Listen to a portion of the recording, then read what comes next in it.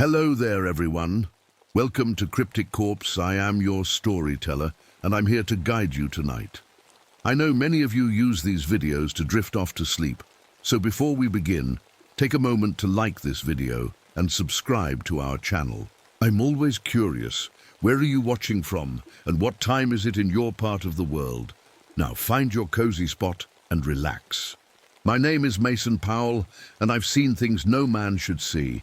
Not in Korea, though those memories haunt me too, but here in these quiet woods of Mount Rainier National Park. People think the wilderness is peaceful. They don't know what I know. It started on a crisp autumn morning, the kind where your breath makes little clouds. The sun was just coming up as I began my patrol. I tried to ignore the smell that followed me, cooking meat, like someone had a campfire going with breakfast. But there was no fire. No campers. The smell wasn't real. My doctor calls it a hallucination, says it's from my time in Korea, from what I had to do to survive. No one else could smell it, just me.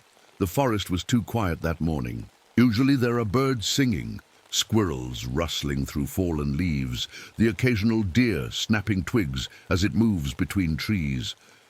But that day, nothing. Complete silence. It made the hair on my neck stand up.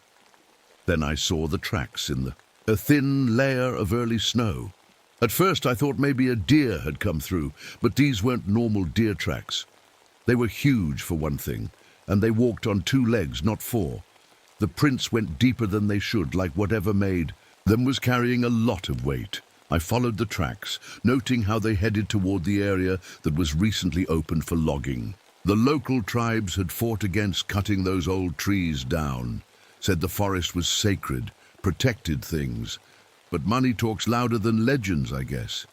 My radio made a sound then, not the usual static, but something else.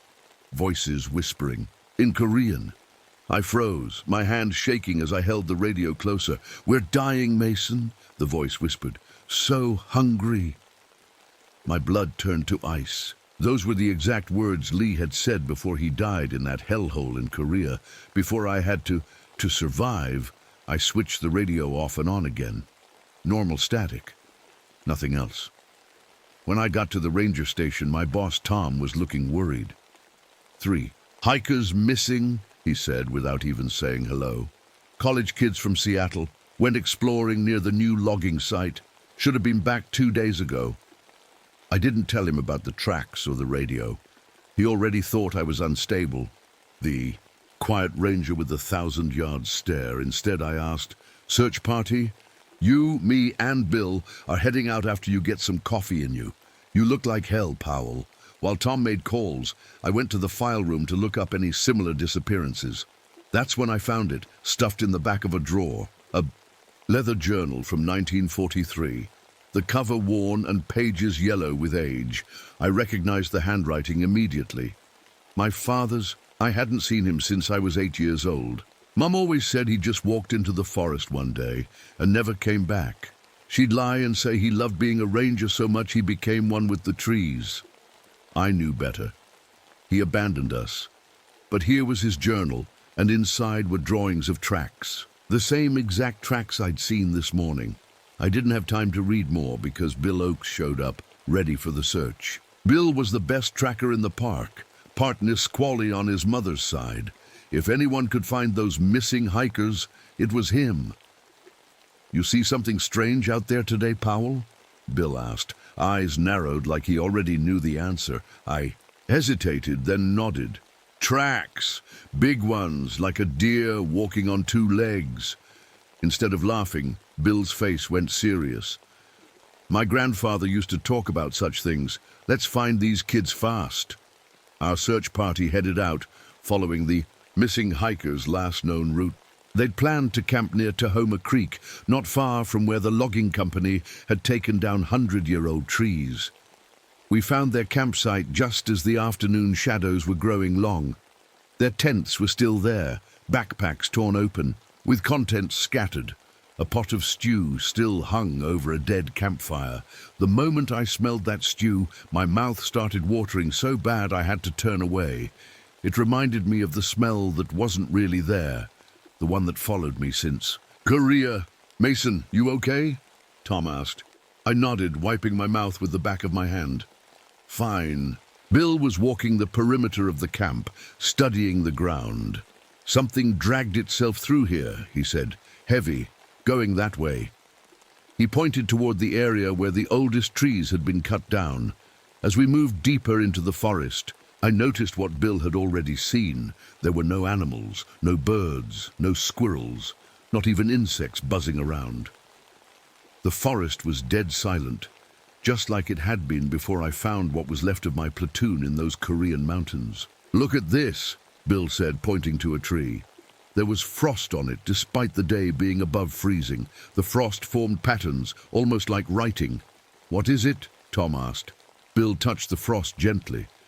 My grandfather would say these are warnings. See this symbol? It means those who hunger without end. I felt sick, remembering the hunger, the days without food, the choice I made. Let's split up, Tom suggested. Cover more ground before dark. It was a bad idea, but I didn't argue. We each took different directions, agreeing to meet back at the campsite before sunset. I headed toward where most of the logging had taken place. That's when I heard the voice. Mason, Mason, help me. I can't feel my legs. I knew that voice. Private James Cooper. He died in my arms in Korea. His last words asking me to tell his mother he loved her. No one else knew what he'd said to me, no one. I followed the voice, my rifle ready, knowing it couldn't be real, but unable to ignore it. In a small clearing, I found a deer carcass. The sight made me stumble backward. The deer had been taken apart methodically, organs removed, spine extracted, the remains arranged in a specific pattern that only I would recognize. It was exactly how I had arranged the remains of my comrades after I took what I needed to survive. A secret I had never told anyone. The sun was setting fast as I ran back toward the campsite, my heart pounding so hard I thought it might burst. Whatever was in these woods knew me, knew my secrets, and it was hungry, just like I had been. That night was the coldest I'd ever felt in these woods. The weatherman had promised mild temperatures, perfect for camping. He was wrong, dead wrong. We huddled around the campfire at the ranger outpost, me, Tom, and Bill. None of us talked much about what we'd seen. Tom was on the radio trying to arrange for more search help in the morning. This doesn't make sense, he muttered. It's dropping below freezing out there. The forecast said it would be in the 50s all week. I sipped my coffee, which went cold too fast. When did they start that logging operation? Operation Timber Yield? 3 weeks ago, Bill said quietly. Right after they got final approval. My people protested for months, but... He shrugged. Money always wins. I couldn't get the image of that deer carcass out of my head. Or the voice I'd heard.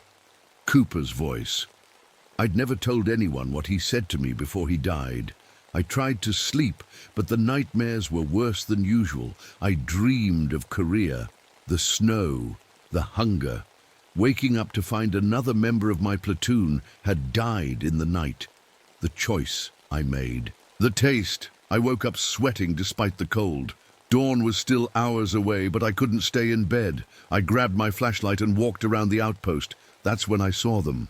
Strange symbols carved into the trees surrounding our cabin. Fresh cuts, still seeping sap. I ran my fingers over one of them. It looked exactly like the markings on my father's old compass. The only thing of his I had left. I didn't wake the others. Instead, I sat on the porch, rifle across my knees, watching the darkness until morning came. At breakfast, Bill was acting strange. He'd found some jerky in his pack and was tearing into it like he hadn't eaten in days. The meat was practically raw. Damn, I'm hungry, he kept saying. No matter how much I eat, I'm still so hungry. A chill went through me.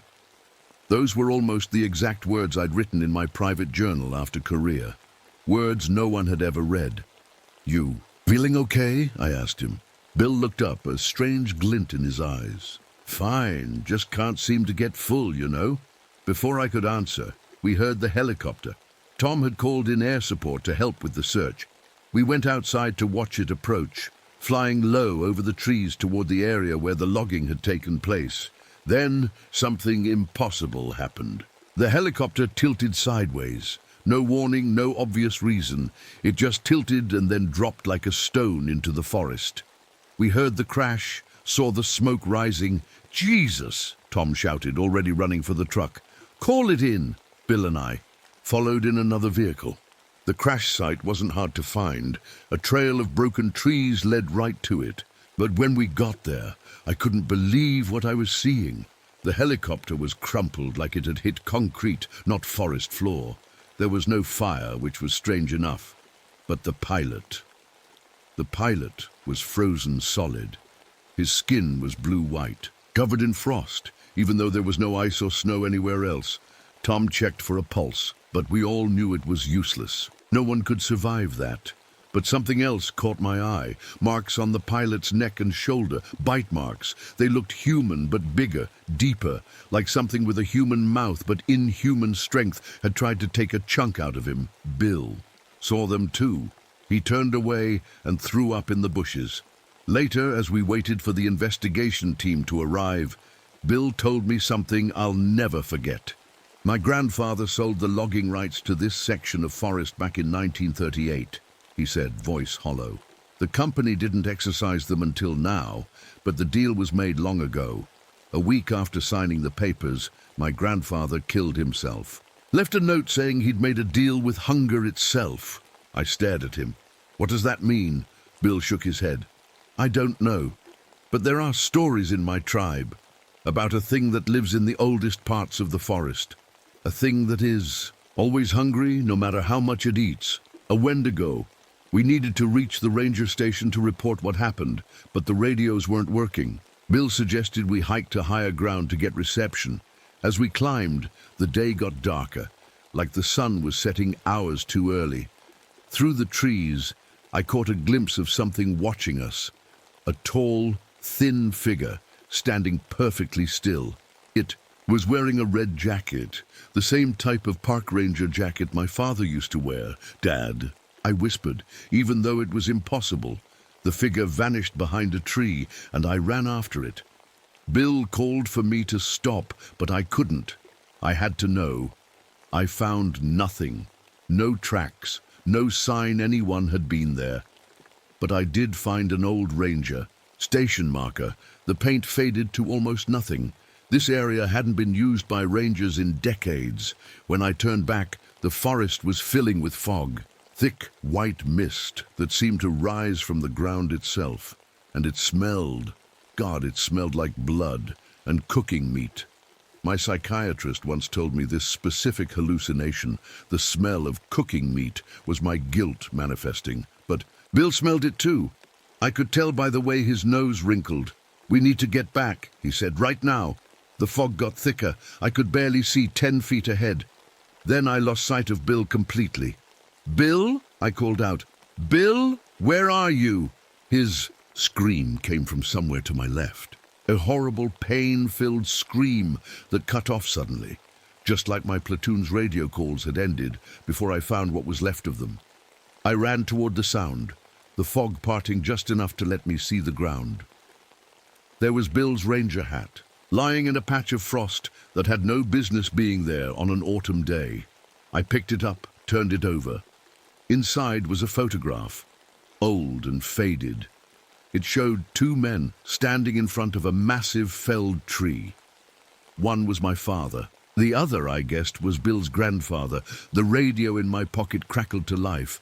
Not static this time, but a child's voice, high and clear. The hunger never stops, it said. You know this better than anyone, Mason. You've felt it. I dropped. The radio, like it had burned me. It kept talking from the ground, the child's voice growing deeper, more distorted. We've been waiting for someone like you, someone who understands true hunger. Night was falling now, impossible, too fast, and I didn't know which way was back to the ranger station. I spotted an old fire lookout tower on a ridge and headed for it. Somewhere safe, somewhere with walls. The tower had been abandoned for years, but the door was intact. I barricaded it the same way I'd learned to do in Korea when I had to protect what was left of my platoon from scavengers. Before I had to, I'm not going to say it again. You already know what I did. The temperature inside the tower dropped rapidly. I could see my breath in the air. That's when I noticed the marks on the inside of the door. Deep gouges in the wood, like something with claws had tried to get out, not in. Out. The wind picked up outside, howling around the tower, but mixed in with the wind were voices. My platoon members calling my name, begging to be let in. "Mason, please, I'm hurt bad. Let me in. Powell, open the door. It's so cold out here." "Mason, I know what you did to us. We forgive you. Just let us in." My hands shook as I searched the tower by flashlight. In a drawer, I found another journal. The cover had my father's name on it. The last entry was dated October 1948. I began to read, and the truth, the horrible, impossible truth, finally started to make sense. My hands trembled as I read my father's journal by flashlight. His handwriting got messier toward the end, like he was writing in a hurry, or like his hands were changing. "It comes when the old trees are disturbed," he wrote. "The thing with antlers, the Wendigo.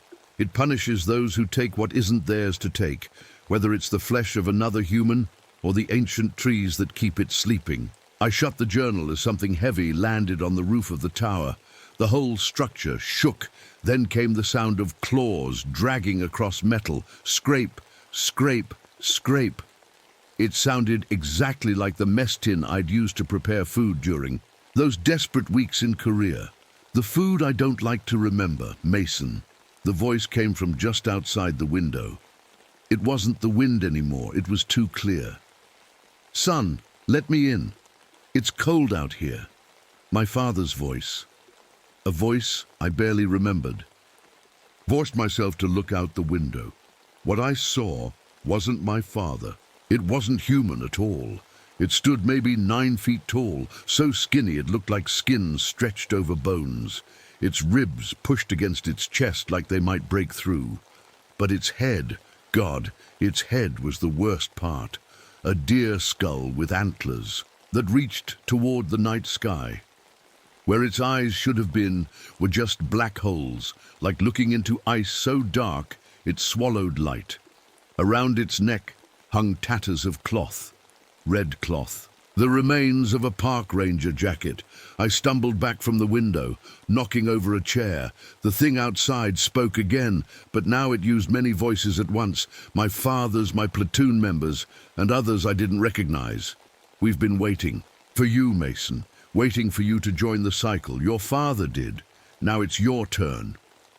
"What cycle?" I found myself asking, even though talking to this thing felt like going crazy. "The hunger cycle. Your father made the same choice in these woods that you made in Korea. He tasted flesh that wasn't his to take. And so did I before him, and so will others after you." Dawn was coming. I could see the sky getting lighter through the windows. The creature seemed to notice too. It moved back from the window, its movements jerky but fast. "I'll wait," it said, in my father's voice. "I've waited decades for you already.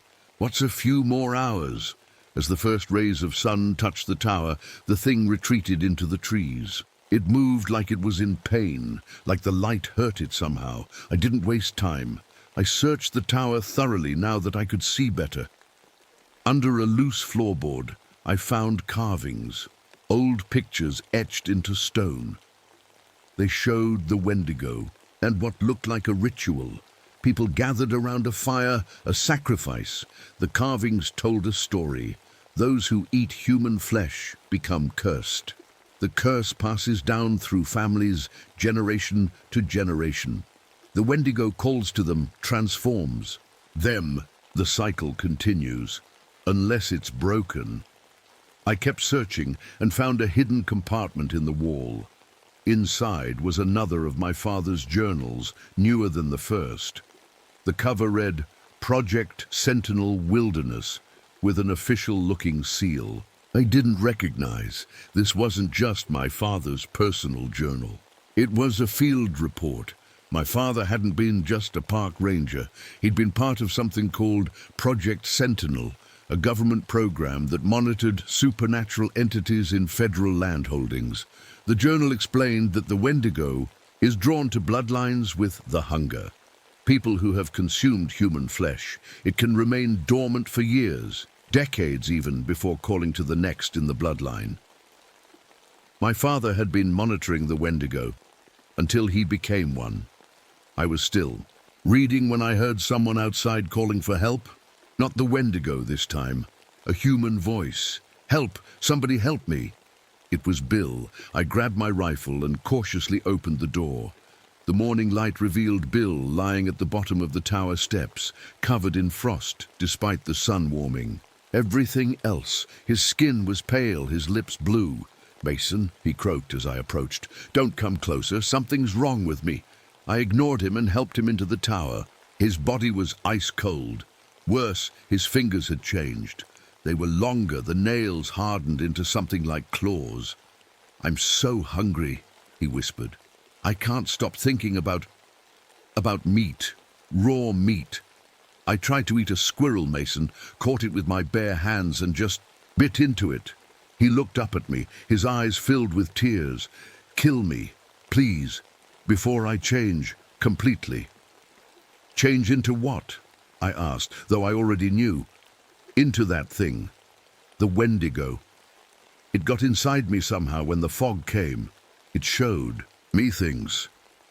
Bill grabbed my arm, his elongated fingers digging in. "It showed me what you did in Korea, what your father did out here in 48. I pulled away. "What are you talking about? Your father didn't disappear, Mason. Project Sentinel executed him after he started to transform. They knew about your family's curse. That's why they recruited you as a ranger, to monitor you." I sat down hard, my mind reeling. "How do you know this? My grandfather was part of it too. That's how our families are connected. He betrayed my people by selling the land, and your father betrayed his oath by feeding on human flesh. The Wendigo marked both our bloodlines. I helped Bill to a cot and covered him with blankets, though they didn't seem to help his shivering. While he rested, I read more of my father's field journal. The Wendigo, according to my father's research, gains strength when the forest is damaged. The oldest trees in these woods had been keeping it contained, their roots forming natural boundaries it couldn't cross. The logging operation had destroyed those boundaries. Looking through old records my father had collected, I found photos dating back to the 1920s. Disappearances in the park spiked every time logging operations expanded. "Mason." Bill's voice sounded weaker. "There's a researcher your father mentioned. Her, Dr. Eleanor Crane. If anyone knows how to stop this thing, she would." As if summoned by her name, there was a knock at the tower door. When I opened it, a woman stood there, tall, thin, with silver-streaked black hair pulled back in a tight bun. She wore hiking clothes and carried a heavy backpack with equipment. "Ranger Powell," she said. "I'm Dr. Eleanor Crane.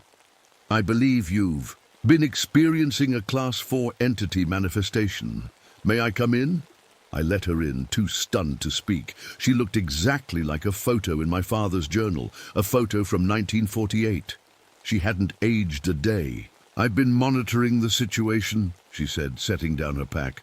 "The logging operation triggered a dormancy breach, just as I warned the department it would." She looked at Bill and frowned. "He's transitioning. Stage 2 already." "Transitioning? Into what?" I demanded. "I think you know," she replied. "The same thing your father began transitioning into before we had to terminate him. The same thing you've been fighting since Korea." My blood ran cold. "How do you know about Korea?" "Project Sentinel has kept tabs on your family for generations. Mr. Powell, we know about your time as a Marine sniper. We know about the 6 weeks you were trapped behind enemy lines. We know what you did to survive." "I had no choice," I said, the words burning in my throat. "We were starving. They were already dead. I'm not here to judge you, Dr. Crane said. I'm here because the entity is fully active now, and you're uniquely positioned to help us contain it. How? The Wendigo is drawn to those who've tasted human flesh. It sees you as kin, as family. That makes you vulnerable, but it also gives you power over it. Outside, the sky was darkening again, unnaturally fast. Night was coming, and with it, the Wendigo would return, and it was hungry.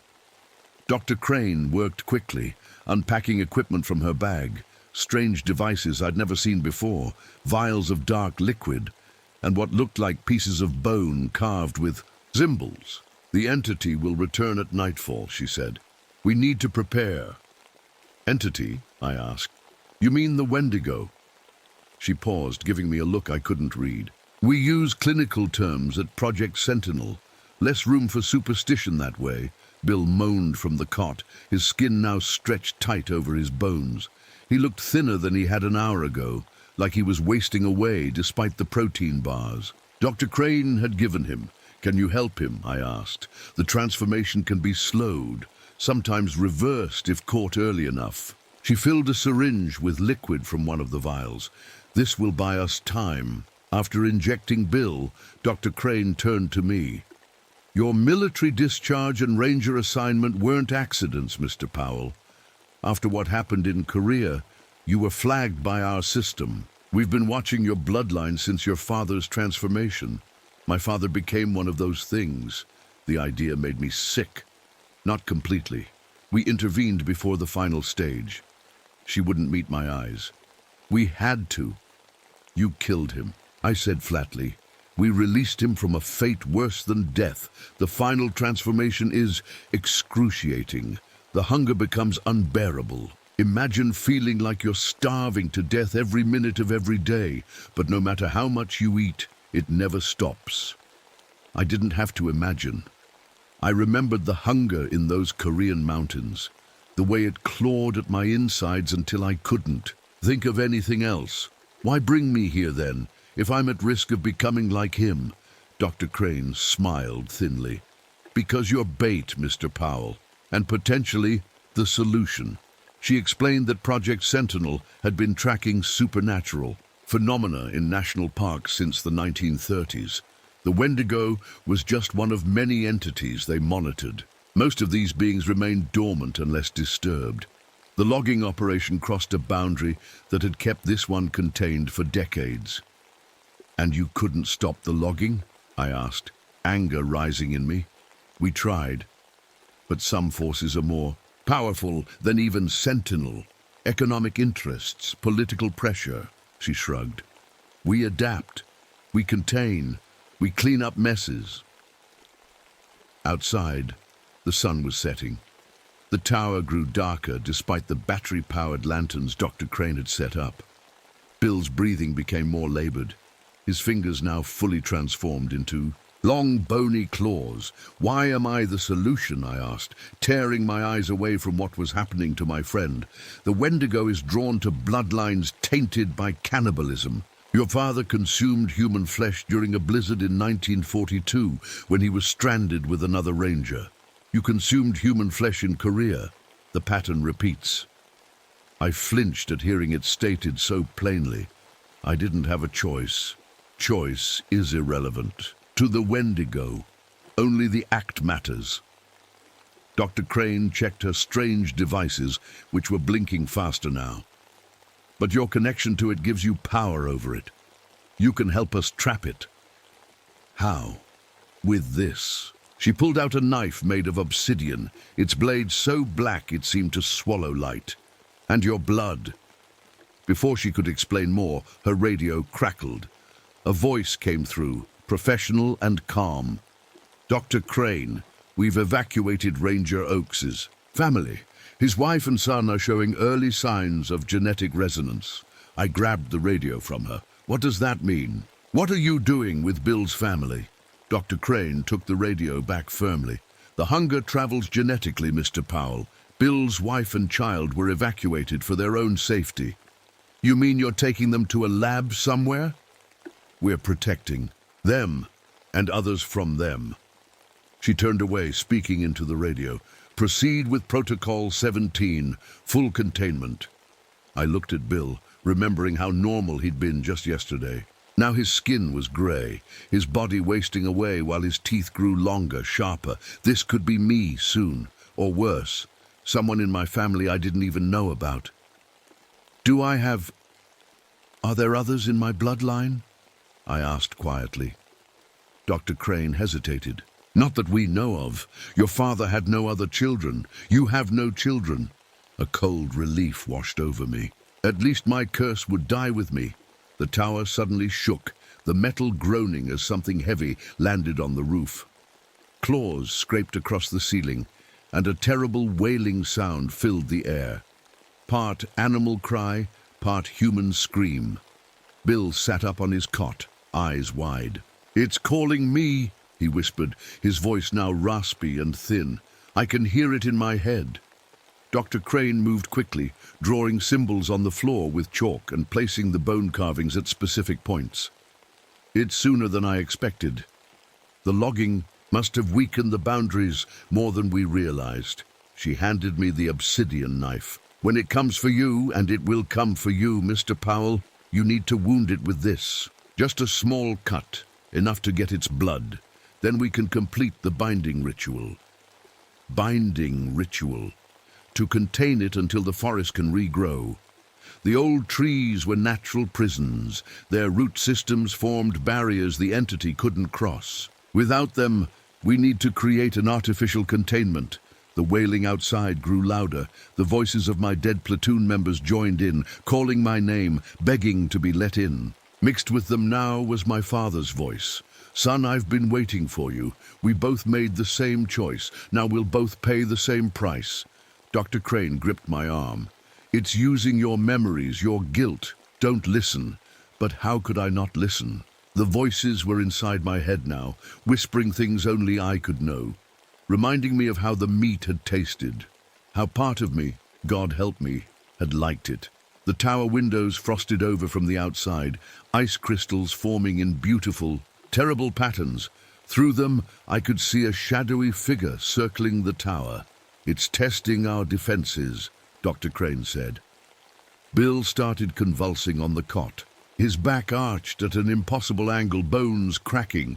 Dr. Crane rushed to him, holding him down while preparing another injection. "It's accelerating his transformation," she said, "using him to distract us."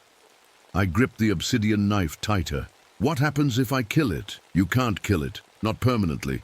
These entities can be contained, weakened, but never truly destroyed." The temperature in the tower dropped so low, our breath came out as thick clouds. The lanterns flickered, then went out completely. In the sudden darkness, Bill stopped fighting and went still. Then the door, despite its barricade, smashed open. The Wendigo stood in the doorway, its emaciated body blocking what little moonlight there was. Its antlers scraped against the top of the frame. Its eyes, those empty black sockets, somehow fixed directly. "On me, Mason Powell," it said, using my father's voice. "I've come to welcome you to the family." Dr. Crane began chanting something in a language I didn't recognize. The bone carvings on the floor started to glow with a pale blue light. The Wendigo hissed, taking a step back, but then lunged forward with unexpected speed. Its clawed hand caught me across the chest, tearing through my jacket and shirt. The pain was shocking, burning cold rather than hot. I fell back, clutching the wound, but kept hold of the obsidian knife. The Wendigo loomed over me, its skull face inches from mine. It smelled of rot and ice and old blood. "I can taste your guilt," it whispered, now using Cooper's voice, the voice of the first platoon member I'd eaten. "You enjoyed it, didn't you? The taste of us. The power it gave you." "No!" I swung the knife, catching it across what would have been its cheek if it had flesh. Black ichor oozed from the cut, steaming in the cold air. The Wendigo screamed, a sound so terrible I thought my eardrums would burst. It staggered back, clutching its face. "Now!" Dr. Crane shouted, "The binding!" I didn't know what she meant, but my body seemed to move on its own. I stepped forward, pressing my bleeding chest against the Wendigo's wound, mixing our blood together. The moment our blood touched, visions flashed through my mind. My father in these woods, lost in a blizzard. His choice to survive at any cost. His slow transformation, the Project Sentinel team that came for him. His final moments. I saw others too, stretching back generations. Men and women who had tasted human flesh and been marked by the hunger. Some fought it, some embraced it, all were eventually claimed by it. The cycle continues, the Wendigo said. Its many voices now including mine. Through blood, through hunger, through time. Behind me, Dr. Crane's chanting grew louder. The blue light from the bone carvings brightened until it was painful to look at. The Wendigo tried to pull away, but our blood had somehow bound us together. Realize then what the sacrifice in the ancient petroglyphs meant. It wasn't just any sacrifice, it was me. Time seemed to stop as I stood there, my blood mixing with the Wendigo's black ichor. Dr. Crane's chanting became distant, like she was underwater. All I could hear clearly was the Wendigo's breathing, raspy, hungry, and my own heartbeat. "You cannot break the cycle," it whispered. "Your father tried, he failed. But in the visions flashing through my mind, I saw something the Wendigo didn't want me to see. My father hadn't failed completely. He'd discovered something, a way to contain the entity even if he couldn't destroy it. "The binding isn't enough," I said to Dr. Crane, though I could barely turn my head to look at her. "We need to get to the logging site." "We can't move it," she said, still maintaining the chant between words. "The binding is temporary." "Then bind it to me," I said, the words coming from somewhere deep inside. "I'll take it there." Dr. Crane's eyes widened. "That would be a death sentence, Powell." "I know." And I did know. Somehow, through our shared blood, I understood what needed to be done, what my father had tried to do. The Wendigo sensed my plan and thrashed wildly, trying to break free. But our blood had created a connection it couldn't sever. "Do it!" I shouted. Dr. Crane changed her chant, the words becoming sharper, more focused. The blue light from the bone carvings shot up around us, forming a cage of light that grew smaller and smaller, pushing the Wendigo and me closer together. The pain was unbearable as the entity's form began to compress, folding in on itself like a paper being crumpled, and I was being pulled with it, my skin stretching, bones cracking. I screamed, but kept my grip on the obsidian knife. Then suddenly, the light vanished. Where the Wendigo had stood was now just a small, dark stone no bigger than my fist.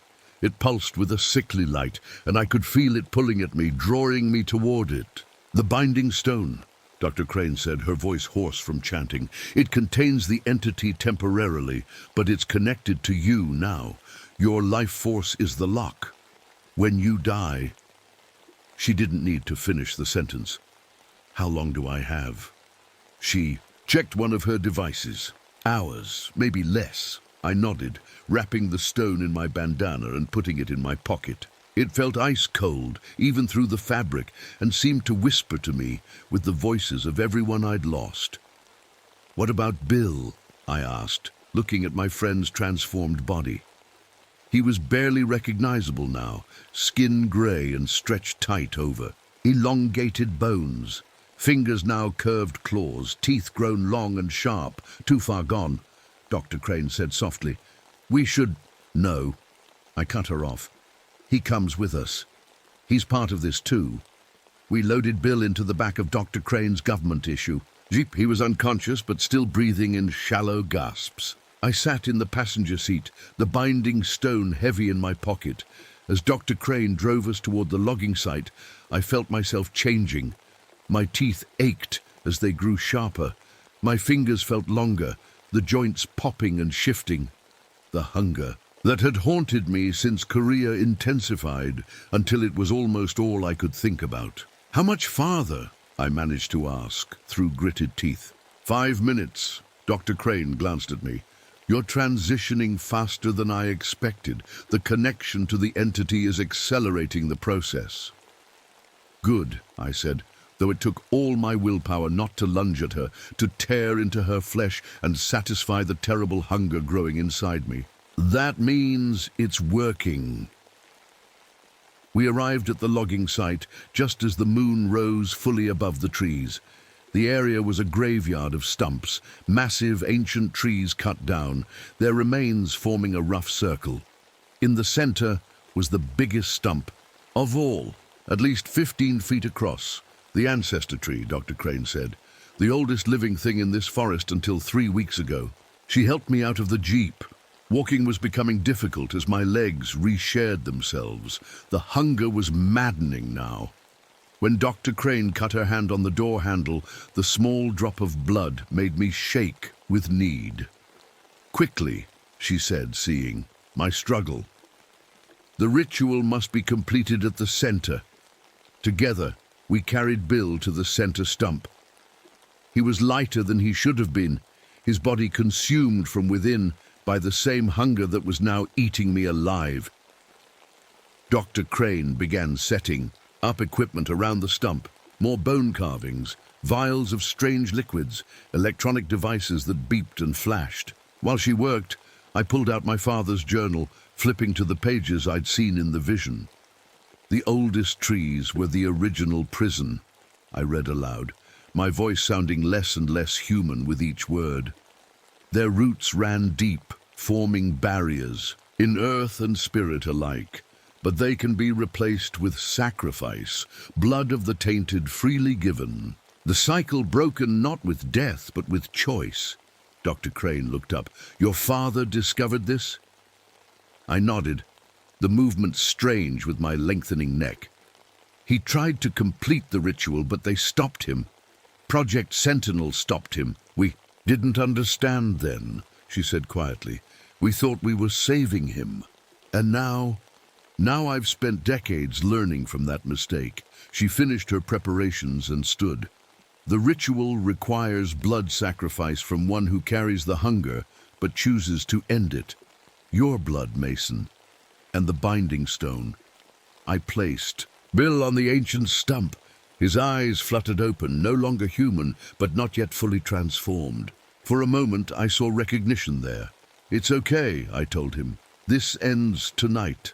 I took the obsidian knife and the binding stone from my pocket. The stone pulsed angrily, the voices inside it screaming to be released, to consume, to hunger, forever. Will this save Bill? I asked. Dr. Crane shook her head. It's too late for him, but it will save his family. The genetic curse will be broken. That was enough. It had to be enough. I climbed onto the stump beside Bill.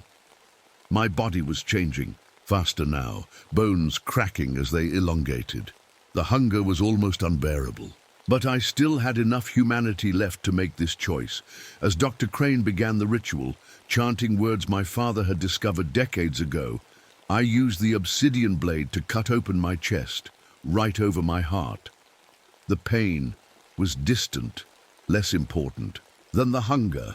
I pressed the binding stone into the wound, feeling it burn cold as it sank into my flesh. The voices inside it, my father, the Wendigo, all those who had carried the hunger before me, howled in fury and fear. I break the cycle, I said, the words coming not from me but through me, as if my father was speaking with my voice, with my blood, with my choice. The ancient tree stump beneath me began to glow with a soft green light. I felt roots, not physical but something else, something older, begin to grow from it, wrapping around me, around Bill, around the binding stone in my chest, connecting us to the earth, to the forest. Dr. Crane's chanting grew urgent as she completed the ritual. The light spread from our stump to the others around us, forming a circle of green fire that rose toward the night sky. The hunger inside me fought against the binding, clawing to break free. The Wendigo trapped in the stone screamed with 1,000 voices, but the roots held firm, drawing us downward, into the earth. I saw my father's face in my mind, not as I remembered him, but as he was in his final moments, at peace, having made the same choice I was making now. The price is paid, Dr. Crane said, her voice seeming to come from very far away. The cycle is broken. The pain vanished, the hunger faded. All that remained was a sense of falling, of returning to the earth, of becoming part of something ancient and patient. My last thought was of Korea, of the mountains where I'd made a terrible choice. But there was no guilt now, only understanding and release. 3 months later, a woman sat at her kitchen table, staring at a package that had arrived that morning. Inside was a journal and a letter. The return address was for something called Project Sentinel. "Dear Mrs. Oakes," the letter began, "your husband Bill gave his life to help contain a threat few people will ever know existed. But his sacrifice wasn't complete. The genetic nature of what we call the hunger means your son may carry markers that could, someday, make him vulnerable." The woman looked through the window at her 10-year-old son playing in the yard. He seemed perfectly normal, happy, healthy. This journal belonged to Ranger Mason Powell. It contains information your son will need when he's older. Guard it well and watch for signs. Dreams of hunger that cannot be satisfied, sensitivity to cold, a fascination with old forests. She set the letter down with shaking hands. In the newly replanted section of Mount Rainier National Park, Dr. Eleanor Crane walked among saplings that would take centuries to grow as large as the trees that had been cut down. She carried a tablet, making notes as she checked sensors hidden among the young trees. Entity containment holding, she dictated into a recorder. Powell Oak's binding ritual successful. Estimated containment duration, 150 years, minimum. Recommendation, permanent conservation status for this section of forest. She paused, looking down at a particular sapling, one that somehow seemed more vibrant than the others around it. Note, the Sentinel Archives. The Powell bloodline continues through unknown channels. DNA markers found in 3 individuals in Pacific Northwest region. Monitoring protocols activated. The sapling seemed to shiver slightly, though there was no wind. Final note. Dr. Crane's voice softened. Mason Powell's sacrifice mirrors his father's attempt in 1948. The cycle is temporarily broken, but the hunger remains. It always remains. We've merely bought time. She knelt and touched the sapling gently. "Sleep well, Mason," she whispered, "for all our sakes." Miles away, in a different national park, a young ranger woke from a dream of unbearable hunger, the taste of meat still fresh on his tongue. He didn't know why, but he found himself looking toward Mount Rainier, visible in the distant horizon. Something was calling him, and it was hungry. "My name is Layla Hoffman. I'm 35 years old, and I work as a park ranger in Shawnee National Forest in Illinois. But I wasn't always a ranger. I used to be an anthropologist, studying ancient cultures and their beliefs. That was before Bolivia. Before I lost everything. I don't like talking about Bolivia. My whole research team was killed there, murdered. I was the only one who survived because I hid in a supply closet. I heard their screams, all of them.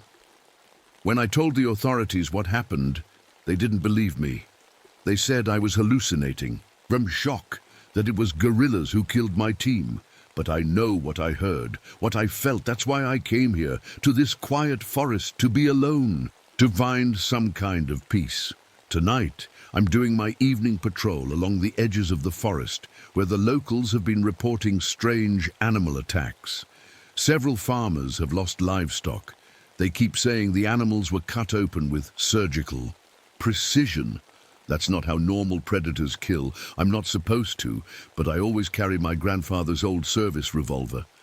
The Park Service has rules against it, but after Bolivia, I can't stand feeling helpless. My boss would fire me if he knew, but some rules aren't worth following when your life might depend on it. My dog Rusty walks beside me. He's a golden retriever, technically a service dog trained to help with my PTSD. He knows when the nightmares, are coming even before I do.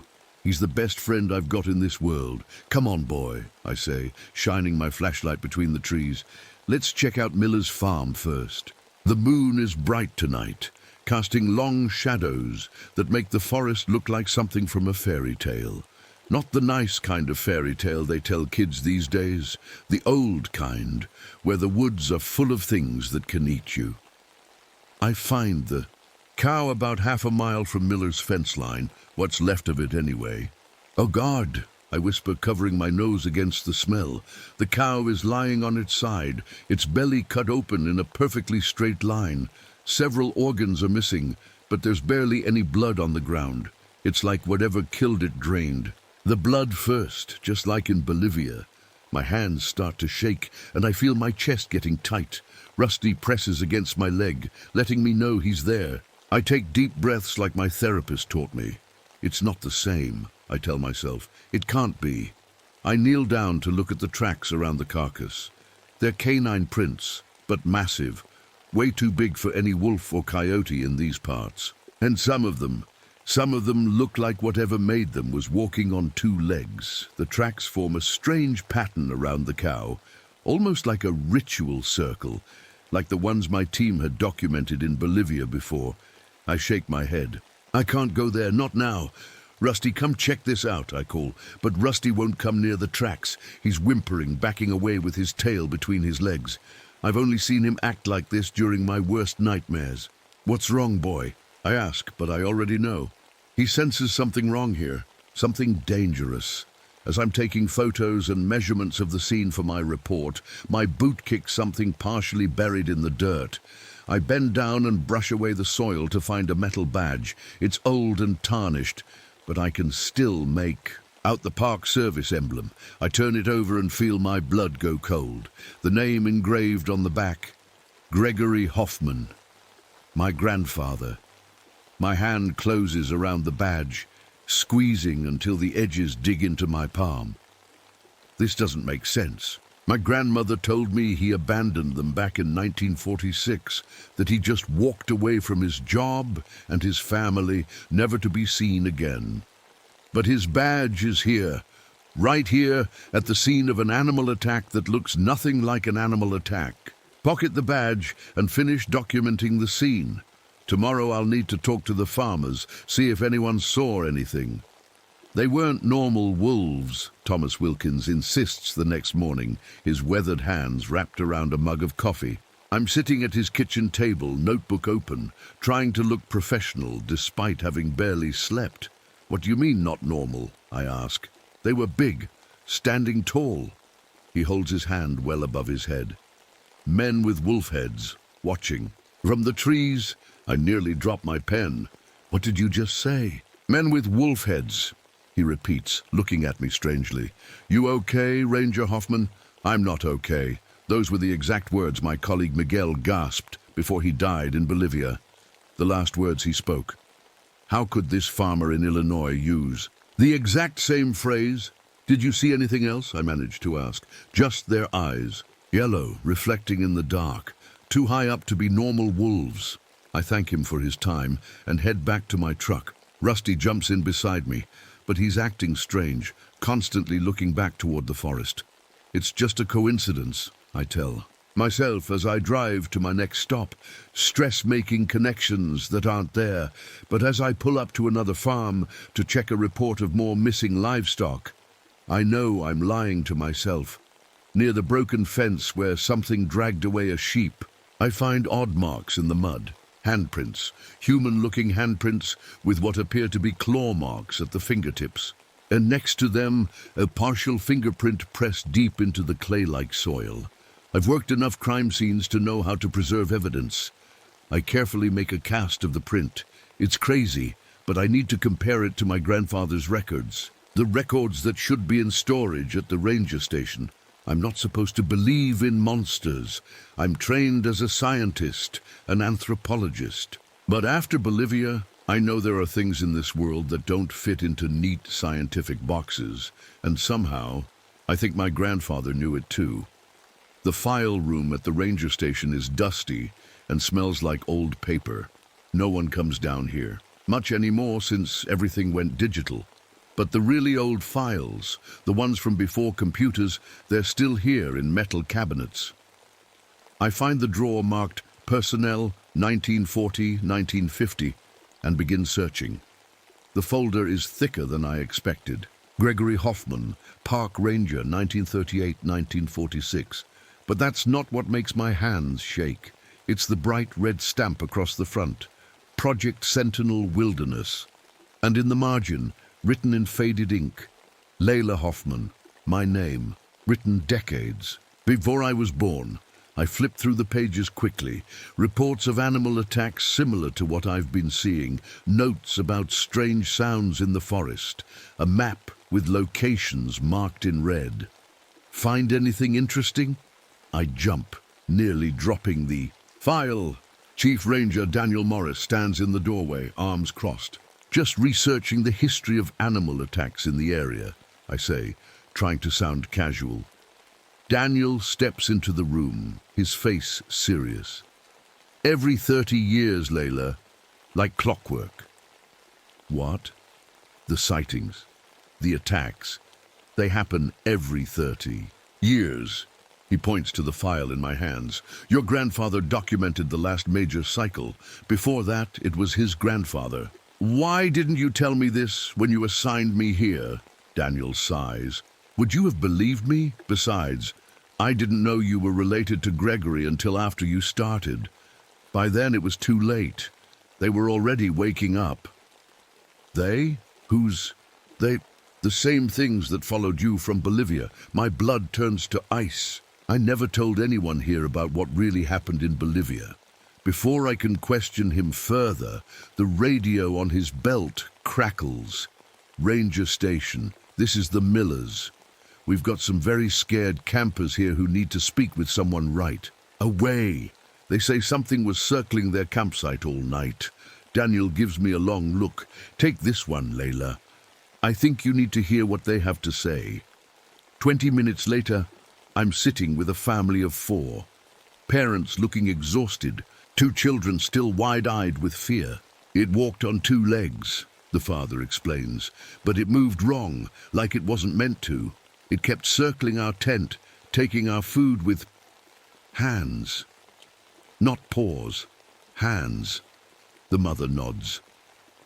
We thought it was a bear at first, but bears don't. They don't whisper. Whisper, I repeat. In a language we couldn't understand, she says, like it was talking to itself. The younger child, a girl about 7, tugs on my sleeve. I drew the monster, she says, holding up a crayon drawing. My hands tremble as I take it. The drawing shows a tall figure, wolf-like head on a man's body, exactly like the figures in the cave paintings my team documented in Bolivia. Can I keep this? I ask. The girl nods. I thank the family and assure them we'll investigate. But as they leave, I can't shake the feeling that whatever's happening, it's not just connected to my grandfather. It's connected to me. That night, I can't sleep. I toss and turn in my small cabin, the little girl's drawing stuck in my head. Rusty lies at the foot of my bed, whining softly every time I sit up. It's okay, boy, I whisper, but I don't believe it myself. When I finally fall asleep, I dream. But it doesn't feel like a normal dream. I'm walking through the forest, but everything looks different. The trees are younger, and I'm wearing an old-style ranger uniform. My hands are bigger, stronger, a man's hands. There's a red bandana tied around my neck. I'm not me. I'm my grandfather. In the dream I hear howling, not normal wolf howls. These sound almost like words. I feel afraid, but I keep walking toward the sounds. I come to a clearing where tall shapes move in the shadows. They stand like men, but have the heads of wolves. Their eyes glow in the darkness. One of them steps forward. It speaks, but I can't understand the words. I reach for my gun, but it's not there. The wolf man reaches out a clawed hand. I wake up gasping, covered in sweat. Rusty barks sharply, staring at me with worried eyes. Just a nightmare, I tell him, but it felt so real, like I was seeing a memory, my grandfather's memory. I glance at the calendar by my bed. The date hits me like a punch to the stomach. Today marks exactly 30 years since my grandfather disappeared. In the morning, I'm in my truck, driving through the forest on patrol. My radio keeps making strange noises, static mixed with what sounds like growling. Then, through the static, I hear words. Not English words. Words in Quechua, the language my team studied in Bolivia. Los Vigilantes Entre Mundos. The voice. Growls, the watchers between worlds.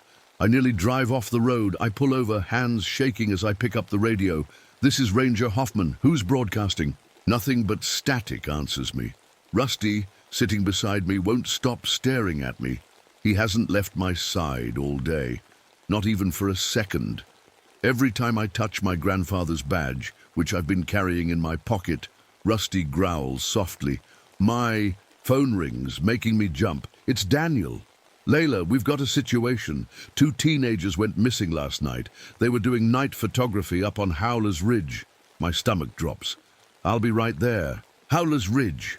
Everyone local knows that place has a bad history. What they might not know is that it's built over old ceremonial grounds, Native American burial mounds.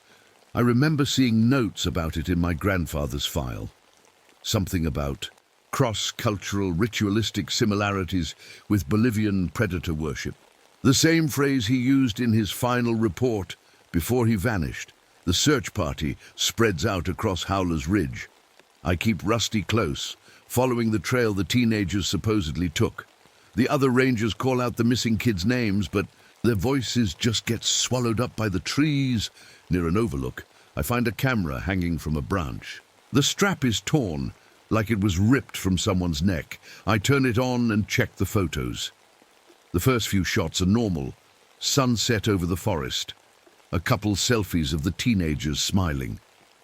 Then the night photos begin. In each one, pairs of glowing eyes appear in the background, getting closer with each shot. The final image makes my blood freeze. It shows a face, half human, half animal, caught in the flash. The features are elongated, wolf-like, but the eyes, one blue, one brown. My grandfather had heterochromia, one blue eye, one brown. Everyone in my family talked about how unusual it was. The face in the photo has the same eyes. I sit down hard on a fallen log, struggling to breathe. Rusty presses against my legs, whining. Suddenly, I notice how quiet it's gotten. No birds singing, no insects buzzing. The forest is completely silent. This same silence came before the attack in Bolivia. I described it to my therapist once as the world holding its breath before screaming. I stand up quickly, shoving the camera in my pack. Everyone back to the vehicles, I shout to the other rangers. Now! They look at me like I'm crazy, but something in my face must convince them.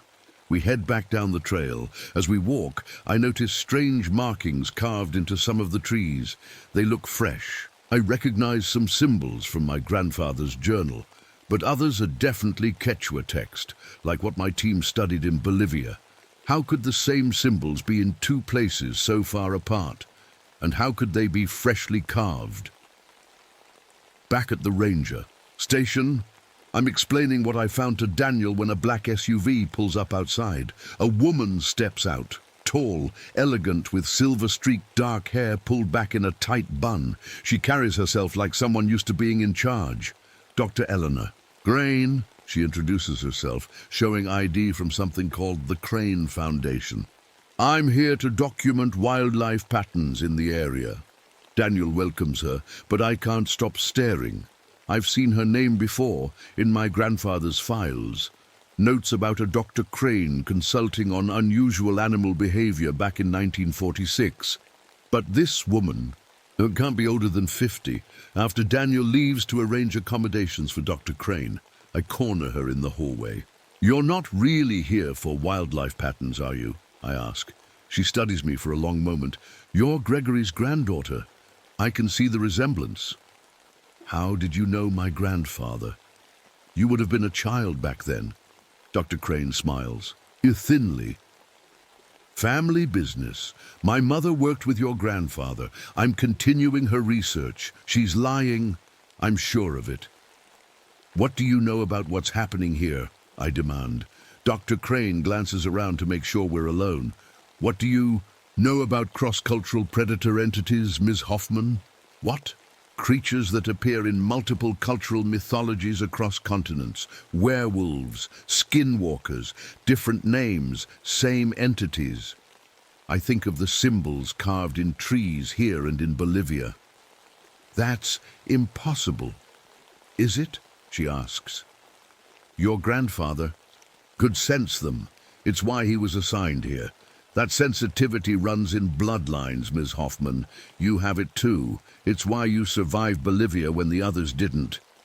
My head spins. How do you know about Bolivia? We've been monitoring you for some time, Layla. Your assignment here wasn't random. Before I can ask more questions, Daniel calls her away. She leaves me standing there, my world tilting on its axis. It's almost sunset when I drive back to my outpost. The forest looks different now, threatening. Every shadow might be hiding something watching me. Suddenly, movement catches my eye. Something is running alongside my truck, keeping pace, even though I'm driving 30 miles per hour. It's tall, moving on two legs, but in a strange, loping gait. It wears what looks like tattered clothing, a park service uniform with something red. At the neck, a red bandana like my grandfather always wore. I blink and it's gone, but the road ahead suddenly ends in a clearing I've never seen before. I brake hard, the truck skidding to a stop. This isn't right, I mutter. I've patrolled this road for 5 years. It doesn't end like this. In the center of the clearing stands a stone structure.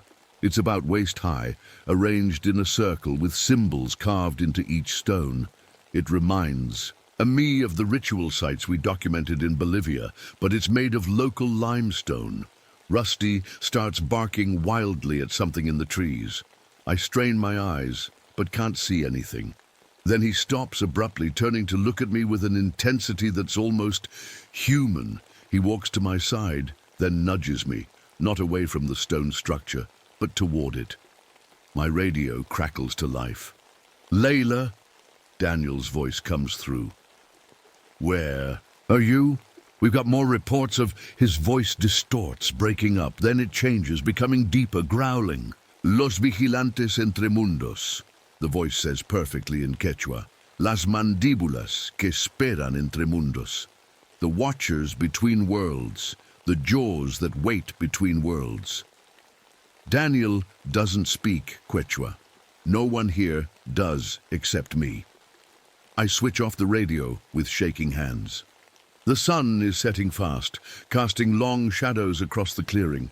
I need to get back to my cabin, but some part of me knows that whatever is happening, whatever is out there in the woods, it's already found me, and it's been looking for me for a very long time.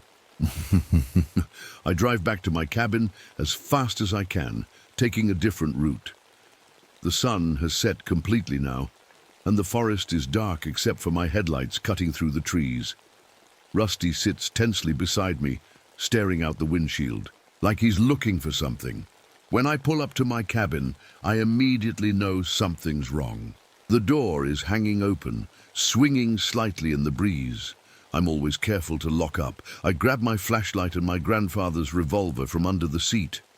Stay, I tell Rusty, but he jumps out after me anyway.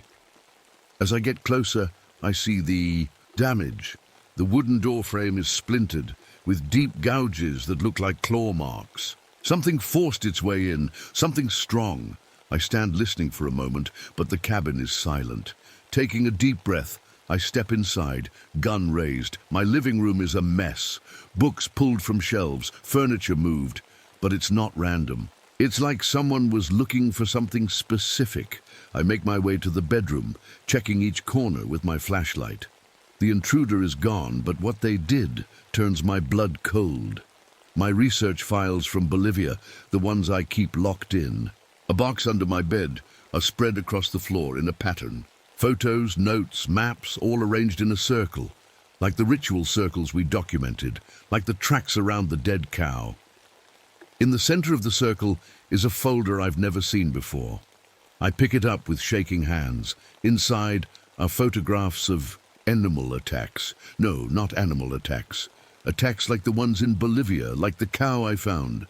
Places all over North and South America, going back hundreds of years. The file is labeled Sentinel Wilderness, Pack Migration Patterns. My hands freeze on a photo from 1946, the same year my grandfather disappeared. 5 bodies arranged in a circle, organs removed, no blood at the scene. Just like Bolivia, something falls from between the pages. A Polaroid photo. Recent. It shows me asleep in my bed in this cabin. My blood runs cold. This picture was taken last night. From inside my bedroom, on the back, written in handwriting I somehow recognize as my grandfather's. The bloodline calls them. They remember the taste of Hoffman's. Rusty begins growling at the windows. Not his normal bark at squirrels or raccoons. This is deep, threatening. His ears are flat against his head, and his posture is changing. His back straightening in a way that doesn't seem quite right for a dog. I go to the window and look out with my binoculars. At first I see nothing but darkness. Then I notice them, pairs of reflective eyes surrounding the cabin. They're too high off the ground to be normal wolves. Way too high. They're arranged in a perfect semicircle, just like the formation we photographed in Bolivia the night before the attack. A howl rises from the forest, then another and another, until they blend into one awful sound. Rusty collapses, his legs giving out like he's been hit. The howl doesn't hurt me physically, but I feel a dread so deep it's like I'm drowning in it. The howl triggers flashes in my mind, memories of Bolivia, the screams of my colleagues. But mixed in are other images I've never seen before. Running through this same forest at night, surrounded by tall shapes with gleaming teeth. My grandfather's memories. I reach for the phone to call for help, but the line is dead. As I hold the receiver, I hear something impossible. My own voice, begging for help. Please, they're killing everyone. Send help to the research station. It's the call I never made from Bolivia. The call I was too terrified to make as I hid in that closet. I drop the phone like it's burned me. Something heavy lands on the roof with a thump. Then footsteps. Slow, deliberate steps, moving toward the chimney. The gait is uneven, one foot dragging slightly. My grandfather had a limp from a war injury. I run to the bedroom and grab my backpack, shoving in the photos and my grandfather's badge. Rusty is still lying on the floor, breathing but paralyzed by whatever was in that howl. The windows in the living room begin to rattle. I peek through the curtains and see clawed hands, like a mix between human hands and wolf paws, trying to force the windows open. I drag Rusty into the bathroom and lock the door. It won't hold them for long, but it might give me time to think. I sit on the edge of the tub, trying to calm my breathing. I notice something carved into the wood under the sink. I kneel down to look closer. Words carved with a knife. They take more than flesh. They take memory. The blood remembers. My grandfather's handwriting again. He knew they would come for me. He left me warnings. Through the bathroom vent, I hear voices outside. They sound like Daniel and the other rangers. Layla, are you in there? We got your distress call. Open up. But I never called for help. And mixed in with their words, I hear other voices speaking fragments of sentences in Spanish and Quechua. The last words my colleagues spoke in Bolivia before they died. Words no one alive should know. A massive shadow passes in front of the small bathroom window, walking upright like a man, but with the unmistakable silhouette of a wolf, and on its head, a ranger hat. Rusty suddenly recovers, leaping to his feet and barking at the bathroom door. Something is in the cabin now. His barking changes, becoming strange, halfway between a dog's bark and something trying to form words. I press myself against the wall, clutching my grandfather's revolver. My heart is pounding so hard I can feel it in my throat. That's when the clarity hits me, like pieces. of a puzzle finally connecting. My grandfather's research in Illinois and my work in Bolivia weren't separate. We had been documenting the same entities in different cultural contexts. The werewolf myths from Europe, the skinwalker legends of Native Americans, the wolf-headed men stories from South America. They're all describing the same creatures, a single species migrating across continents, entering human mythology wherever they go, and for some reason, they're drawn to my family, to Hoffman's. The bathroom doorknob begins to turn slowly. I raise the revolver, aiming at the door. Whatever comes through, I'm ready. The door opens, but it's not a monster. It's Dr. Crane. "Don't shoot," she says calmly, like finding me hiding. In a bathroom with a gun is perfectly normal. We don't have much time. "How did you get in here?" I demand, not lowering the gun, the same way they did. She glances at Rusty, who has stopped barking and is staring at her with his head tilted. "You've figured it out by now, haven't you? About your grandfather's research and your work in Bolivia?" I nod slowly. They're the same creatures. But how is that possible? How could the same entities be in South America and here? "They migrate," she says, moving to the bathroom window and closing the blinds, following certain ley lines across continents, but they're also drawn to specific bloodlines, resonant bloodlines, we call them. "Hoffmans," I whisper. "Your ancestors encountered them centuries ago and survived. That created a psychic connection, a scent they can follow across generations." She takes a file from her bag and hands it to me. Inside are notes about Project Sentinel and something called Resonant Bloodlines. I scan through it quickly. "There's more," Dr. Crane says. "Look at your dog." Rusty is sitting perfectly still, watching us with unusually aware eyes. As I look closer, I notice subtle things I've never seen before. The way he holds his head, the intelligence in his gaze. What's wrong with him? Nothing's wrong with him. He was never just a dog, Layla. He was assigned to watch you, to keep you safe, until you returned here. Assigned by who? What are you talking about? A howl rises from outside, closer this time. Dr. Crane looks at her watch. "We need to go, now. Bring your grandfather's gun." "Why? What good will it do against whatever these things are?" "The bullets are silver-loaded. Your grandfather knew that certain metals disrupt their electromagnetic sensory abilities. It won't kill them, but it will slow them down." My head spins with questions, but another howl, this one right outside the cabin, makes my decision for me. "Where are we going?" I ask, following her out of the bathroom. "To the stone structure you found earlier. It's not just a random formation, it's a containment system. Your grandfather helped build it." We make our way quickly through the cabin. The front door is completely torn off now. Outside, the night is alive with movement, shadows shifting between the trees, eyes glowing in the darkness. Dr. Crane hands me a bag of emergency flares. They're sensitive to bright light. Use these as a distraction if they get too close. Rusty leads the way, moving with purpose toward my truck. We pile in, and I start the engine with shaking hands. "Drive toward the clearing," Dr. Crane instructs. "And whatever happens, don't stop until we reach the stones." I floor the gas pedal, and the truck lurches forward into the darkness, toward whatever waits for us in the heart of the forest. The headlights catch glimpses of tall figures moving between the trees, keeping pace with the truck, running on two legs but faster than any human could move.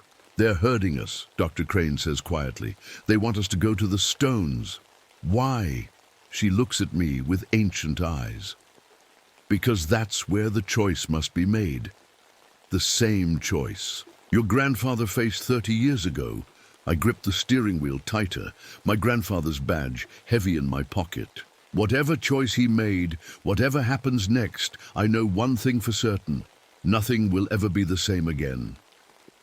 The truck bounces over the rough forest road, headlights cutting through the darkness. Rusty sits alert in the middle seat between me and Dr. Crane, his eyes fixed on the road ahead. "There, Dr. Crane points to a gap in the trees. Turn here. I turn the wheel sharply and we lurch onto a narrow path I've never noticed before. The trees close in on both sides, branches scraping against the windows. How much farther? I ask, my knuckles white on the steering wheel. Not far. The clearing should be just ahead. Something dark darts across the path. I slam on the brakes.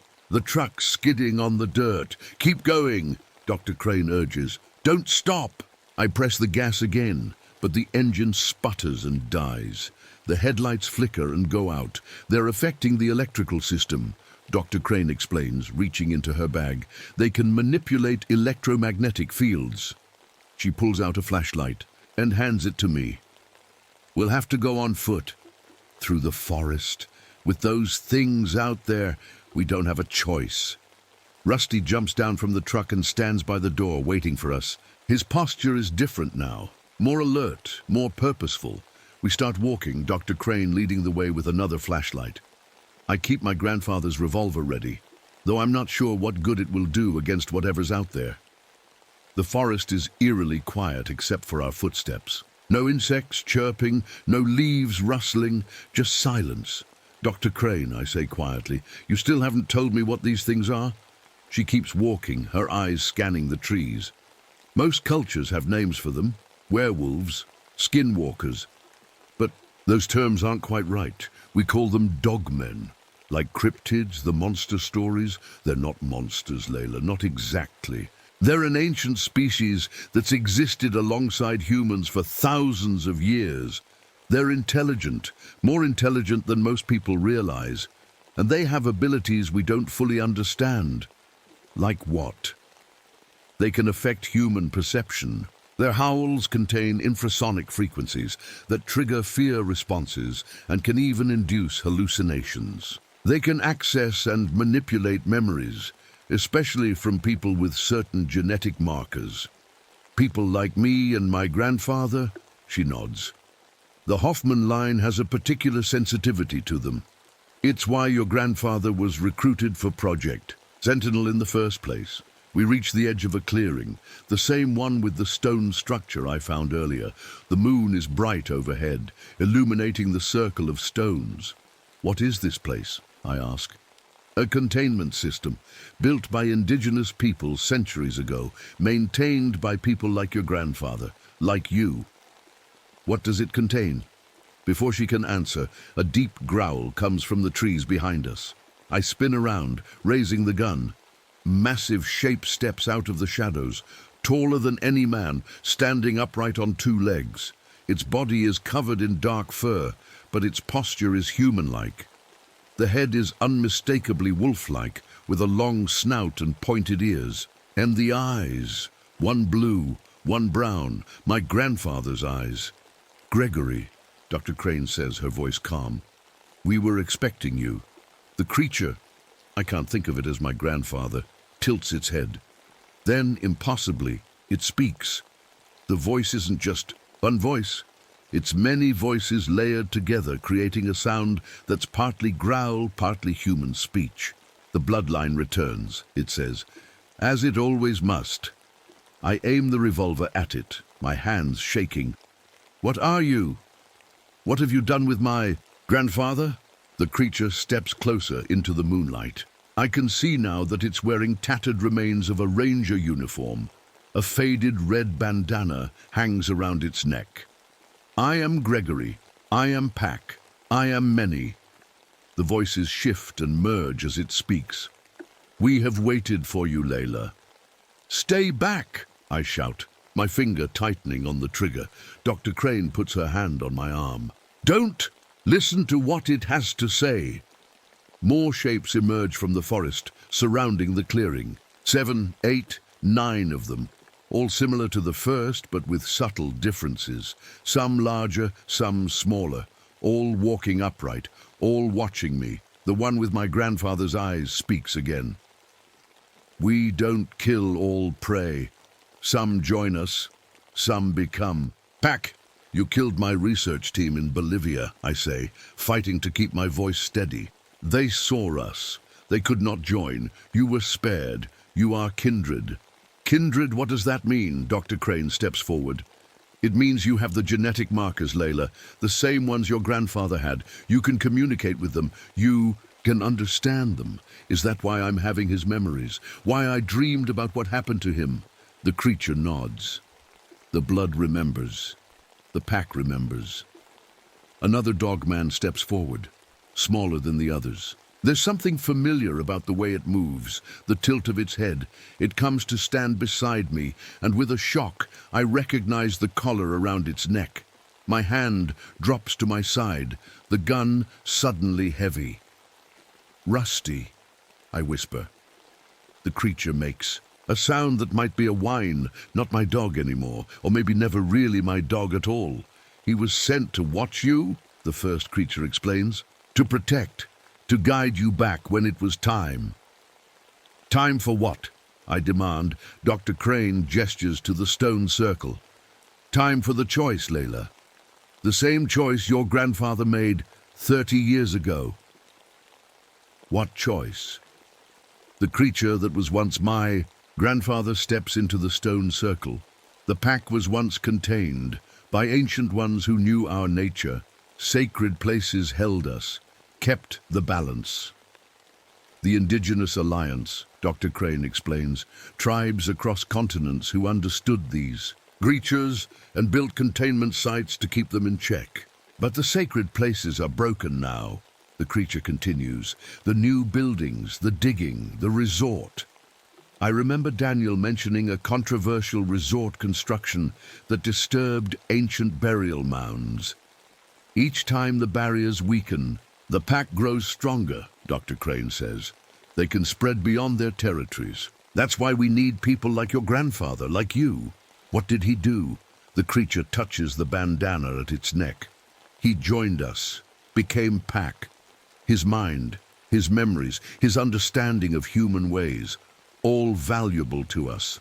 His blood created a temporary seal. I feel sick. You consumed him? Not consumed, incorporated. He lives in the pack mind, as do all who join us. That's what you want from me? To become like you? Dr. Crane steps closer. It's more complicated than that, Layla. The barriers are failing completely this time. The resort construction has destroyed key elements of the containment system. Your grandfather's sacrifice was only temporary. This time, we need something permanent. The creature extends a clawed hand toward me. Join us, Layla. Become pack. Help us understand. Help us survive. And if I refuse, then we spread. We hunt. We grow. Many will die. I look from the creature to Dr. Crane. Who are you, really? What's your role in all this? I monitor the balance, she says simply. I have, for a very long time. How long? She smiles faintly. Longer than you might believe. The creature that was once my grandfather steps closer. Choose, Layla. Join or watch the hunting grounds expand. I back away, my mind racing. I think of my colleagues in Bolivia, of the missing teenagers, of my grandfather, transformed into this creature before me. I think of the dreams, his memories trying to warn me through our shared blood. There has to be another way, I say. The howling starts again, all around us. The sound cuts through me, making it hard to think. I press my hands to my ears, but it doesn't help. Through the noise, a thought forms, not mine, but my grandfather's voice in my head. The ritual, complete what I started. I look at the stone circle, really seeing it. For the first time, the symbols carved into each stone, the pattern they form. My anthropological training kicks in. I recognize elements from different cultures, Native American, South American, European, all combined in a single system. The ritual, I murmur. That's it. Dr. Crane watches me closely. What are you thinking, Layla? My grandfather didn't just join them. He was trying to complete the ritual, to seal the barrier. I turned to face her, but he couldn't do it alone. He needed someone else from his bloodline. He needed you, she confirms. But you weren't born yet. So he became part of them, buying time until I could finish what he started. The creature nods slowly. The blood remembers. The ritual requires blood. I look at the stone circle again, understanding dawning. Not just blood, a living anchor. Someone to stay and maintain the barrier. Dr. Crane's expression is grave. Yes, that's the choice, Layla. Join the pack as your grandfather did, or become the anchor for the new barrier.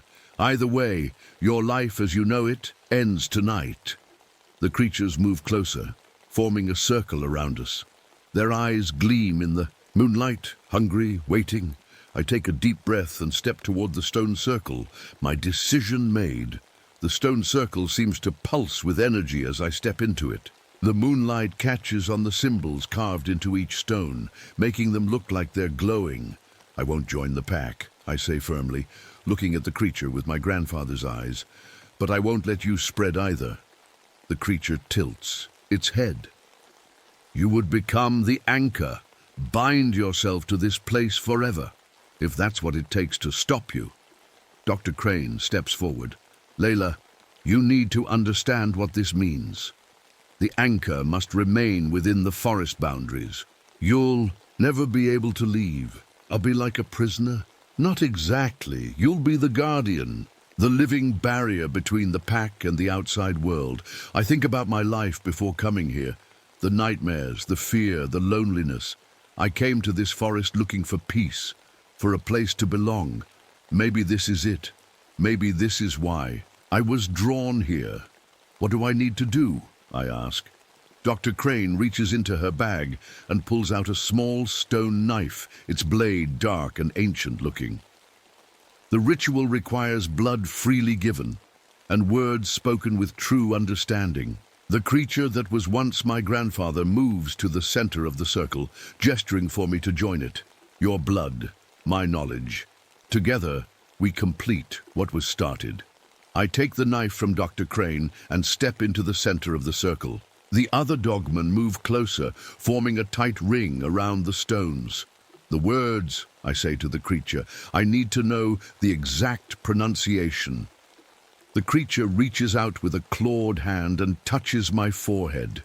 Instantly, my mind is flooded with images, sounds, words in languages I shouldn't understand, but somehow do. I see ancient rituals performed in caves, in forests, in mountains across the world. I see my grandfather learning these same words, practicing them over and over, and I understand. This isn't just about containing the pack. It's about balance. The dogmen aren't evil. They're predators, following their nature. But without boundaries, without containment, they would consume everything in their path. The creature steps back. You know the words now. I nod, my head still spinning from the flood of information. I look at the knife in my hand, then at Dr. Crane. Will it hurt? Yes, she says simply, but you won't be alone. I roll up my sleeve and hold the knife against my forearm. The blade is sharper than it looks, cutting easily into my skin. Blood wells up, bright red in the moonlight. I press my bleeding arm against the central stone and begin to speak the words I now know. They feel ancient in my mouth, a mixture of languages that flow together in a rhythm that seems to match my heartbeat. As I speak, the blood on the stone begins to spread, flowing into the carved symbols like they're channels made for it. The other stones start to glow, first faintly, then brighter. The dogmen begin to howl, but not in threat. It sounds almost like singing, a harmony to the words I'm speaking. The creature with my grandfather's eyes steps forward again, placing its clawed hand over mine on the stone. I feel a jolt of connection, memories flooding between us. I see everything my grandfather experienced after joining the pack. The freedom of running through the forest, the hunt, the shared consciousness of the pack mind. But I also feel his regret, his longing for the family he left behind, his hope that someday someone would come to finish what he started. I'm here, Grandpa. I whisper between the ritual words. I'm finishing it. The creature's eyes, his eyes, seem to soften. "Thank you," the voices say, though I hear my grandfather's voice clearest among them. The stones are glowing brightly now, the light pulsing with each word I speak. I feel something changing inside me, like my blood is turning to fire in my veins. It hurts, but not in a way I can really describe. It's like my body is being remade from the inside out. Dr. Crane watches intently, her face illuminated by the glowing stones. "Keep going," she encourages. "You're almost there." I speak the final words of the ritual, my voice growing stronger despite the pain. As I finish, all the stones flash with blinding light. The dogmen howl in unison, a sound that shakes the earth beneath our feet. Then silence. I sway on my feet, suddenly exhausted. Dr. Crane catches me before I fall. Is it done?" I ask weakly. She helps me sit on one of the stones. Yes, the barrier is established. The pack is contained once more. The dogmen are still there watching us, but they seem calmer now, less threatening. The one with my grandfather's eyes approaches slowly. "We are bound again," it says, "to the forest, to you." "What happens now?" I ask. "Now you learn," Dr. Crane says. "Learn to be the guardian. Learn to maintain the balance." What about my job, my life? As far as the outside world will know, Ranger Layla Hoffman disappeared during a search operation. Another tragic loss in these dangerous woods. She puts a hand on my shoulder. But Project Sentinel will know the truth. We'll help you adjust to your new role. And the pack?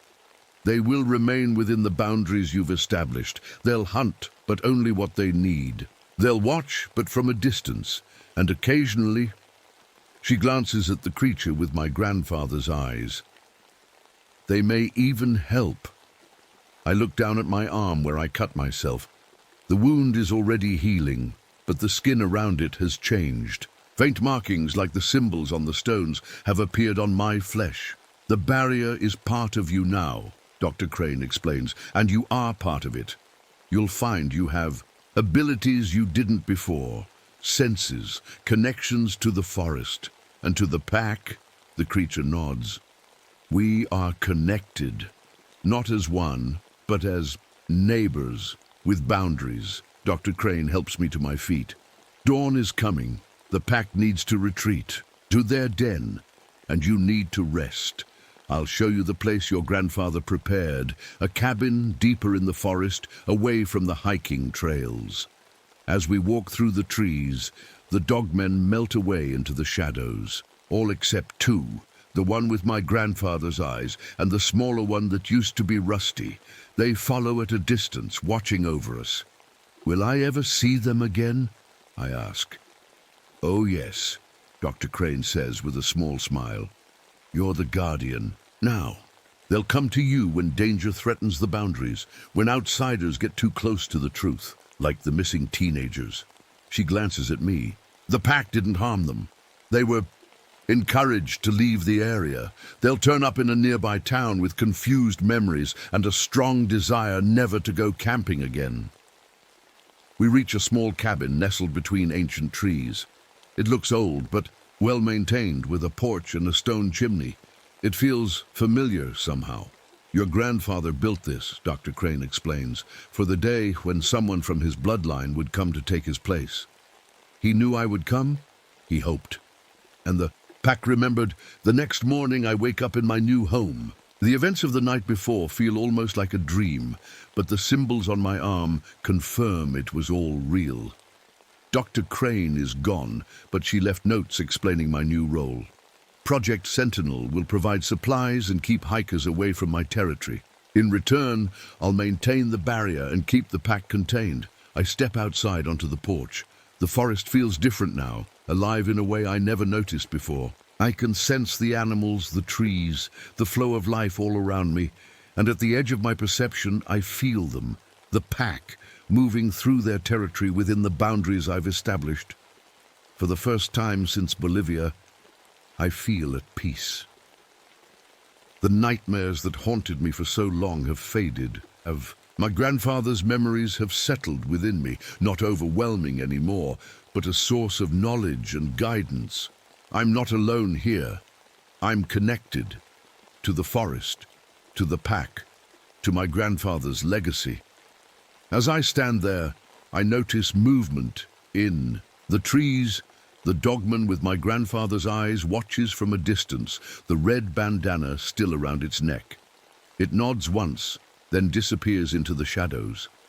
I touch the symbols on my arm, feeling the power of the barrier humming beneath my skin.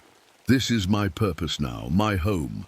I am the guardian of Shawnee National Forest, the anchor of the barrier, the keeper of the pack mind, and for the first time in years, I am not afraid. 10 years later, a family gets lost hiking in Shawnee National Forest. Night is falling, and the father is panicking, trying to find the trail back to their campsite. The mother hugs their young daughter close, fear setting in as darkness surrounds them. Then they see her, a female ranger with unusual eyes, one blue and one brown, walking through the trees with a large wolf-like dog by her side. "You folks lost?" she asks, her voice friendly, but with something ancient in it. "Yes," the father says with relief. "We can't find our way back to the main trail. I know these woods better than anyone," the ranger says. "I'll show you the way." They follow her through the forest. The daughter stares at the ranger's dog with fascination. It doesn't move quite like a normal dog, and its eyes seem too aware, too intelligent. "What's your name?" the girl asks the ranger. The woman smiles. "I'm Layla Hoffman. I'm the guardian here." When they reach their campsite, the father turns to thank her, but the ranger and her strange dog have vanished, like they were never there at all. That night, the family hears howling in the distance. The father wants to pack up and leave at first light, but somehow the howls don't sound threatening. They sound like a reminder, a boundary, a promise. Back in her cabin, Layla checks the marks on her arm, making sure the barrier remains strong. In the 10 years since she became the guardian, no one has been harmed by the pack. She's learned to work with them to maintain the balance between their world and the human world. Dr. Crane visits occasionally, bringing supplies and news from Project Sentinel. Sometimes she brings files about other places, other creatures, other guardians like Layla across the world. And sometimes, when the moon is full, Layla sits on her porch with the creature that holds her grandfather's memories, sharing the silent connection of bloodline and purpose. In her office in Washington, Dr. Crane updates her files. Hoffman Bloodline Containment, holding, Monitor for Offspring. She closes the folder marked Project Sentinel Wilderness and places it in a drawer with dozens of others, each labeled with different locations, different creatures, different guardians. The balance continues, as it must. My name is Miguel Dominguez. I've been a park ranger at Big Bend National Park for almost 5 years now. Before that, I was with the Border Patrol for 15 years. I came here looking for peace, but the desert has ways of bringing your past. You're back to haunt you. It started 3 weeks ago. I was doing my morning patrol along the Chizos Basin trails when I found it. A coyote turned completely inside out. No blood anywhere, just inside out, like someone had reached in and pulled. I've seen plenty of dead animals in my time, but nothing like this. I took pictures and sent them to headquarters, but something about it felt familiar.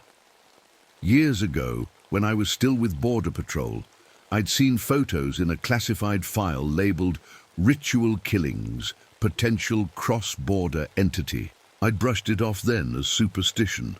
Now I wasn't so sure. 2 days later, I found a jackrabbit in the same condition. Then a deer, always the same, inside out, no blood. But that wasn't the strangest thing. The birds started flying weird. Not random patterns, but perfect circles and triangles, like something was controlling them. They reminded me of drawings I'd seen in caves before they got flooded by the dam project I approved 5 years ago. That project still keeps me up at night. You see, I made a terrible mistake back then. I signed off on a water diversion plan that dried up ancient springs and water sources that migrants had used for generations. After that, we found bodies, so many bodies, men, women, children who died of thirst because I moved the water. I started drinking after that, a lot. The guilt was too much. That's why I left Border Patrol. But here in the park, things are even stranger. Last week I was tracking what I thought were deer prints when they suddenly changed. Right in the middle of a stride, the hoof prints became human footprints, like someone transformed while walking. The footprints led straight to one of the springs that dried up because of my project. My horse, Dante, has always been brave, but now he refuses to enter certain canyons. The same canyons where we found the migrants' bodies after the water dried up. He trembles and backs away, his eyes wild with terror. Then yesterday she appeared, a young woman standing alone by the trailhead at sunset. Said her name was Lucia, no car, no camping gear, nothing, just standing there like she was waiting for me. Officer Dominguez, she said, though I hadn't told her my name. The desert is restless. Elena Vasquez died calling your name. So did Javier Ortiz and the Ramirez children. I felt cold all over. Those names were in my personnel file. Migrants who died after the springs dried up. Nobody knew I kept that list. Nobody. Who are you? I asked her. She smiled, but it wasn't right. Her mouth moved like she was trying to remember how smiles work. Just a traveler, she said in perfect accentless Spanish, then switched to perfect English. I've come a long way. When she turned to leave, I swear her eyes reflected the light, like an animal's. By the time I got in my truck to follow her, she was gone, vanished into the desert. The plants around my cabin started dying in spiral patterns. The same spiral as the tattoo on the old shaman who warned me about disrupting ancient balances before I approved the water project. That night, my radio crackled to life on its own. Through the static, I heard voices speaking a mix of Spanish, English, and something older. They were saying the exact same words I heard from those dying migrants years ago. Words nobody else heard. Words I never told anyone. This morning, I drove to the reservation to see Ernesto Yazzie, an elder who knows the old stories. His face grew dark when I told him what I'd seen. The old one is waking, he said, his hands shaking as he lit sacred herbs. The skinwalker, the shape-taker, our ancestors imprisoned it beneath the waters of the sacred lake. What lake? I asked. Ernesto pointed east, the dry lake bed created by your water diversion project. The binding needed living water. You took the water away. The truth hit me like a punch to the gut. The water project that killed those migrants had done something even worse. It had set something ancient free. Ernesto performed a blessing ritual, rubbing a mixture of herbs on my eyelids and wrists. This will help you see the truth beneath. False skin, he said. The creature can take any form after consuming a small part of its victim. It starts with animals, then moves to humans. As the smoke from the herbs filled my lungs, I suddenly saw flashes of memories that weren't mine. A woman crossing the desert with 2 children, a man hiding from patrol vehicles, an ancient ceremony around a lake that no longer exists. What do? I asked Ernesto when the visions faded. Watch for those who are not what they seem, he said. Learn what it wants. Find a way to bind it again, but be careful. It knows you, Miguel.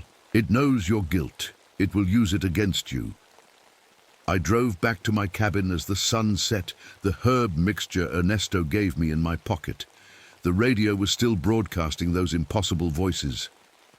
And somewhere in the darkness, I knew Lucia was watching. Whatever's happening in Big Bend, it started with my mistake.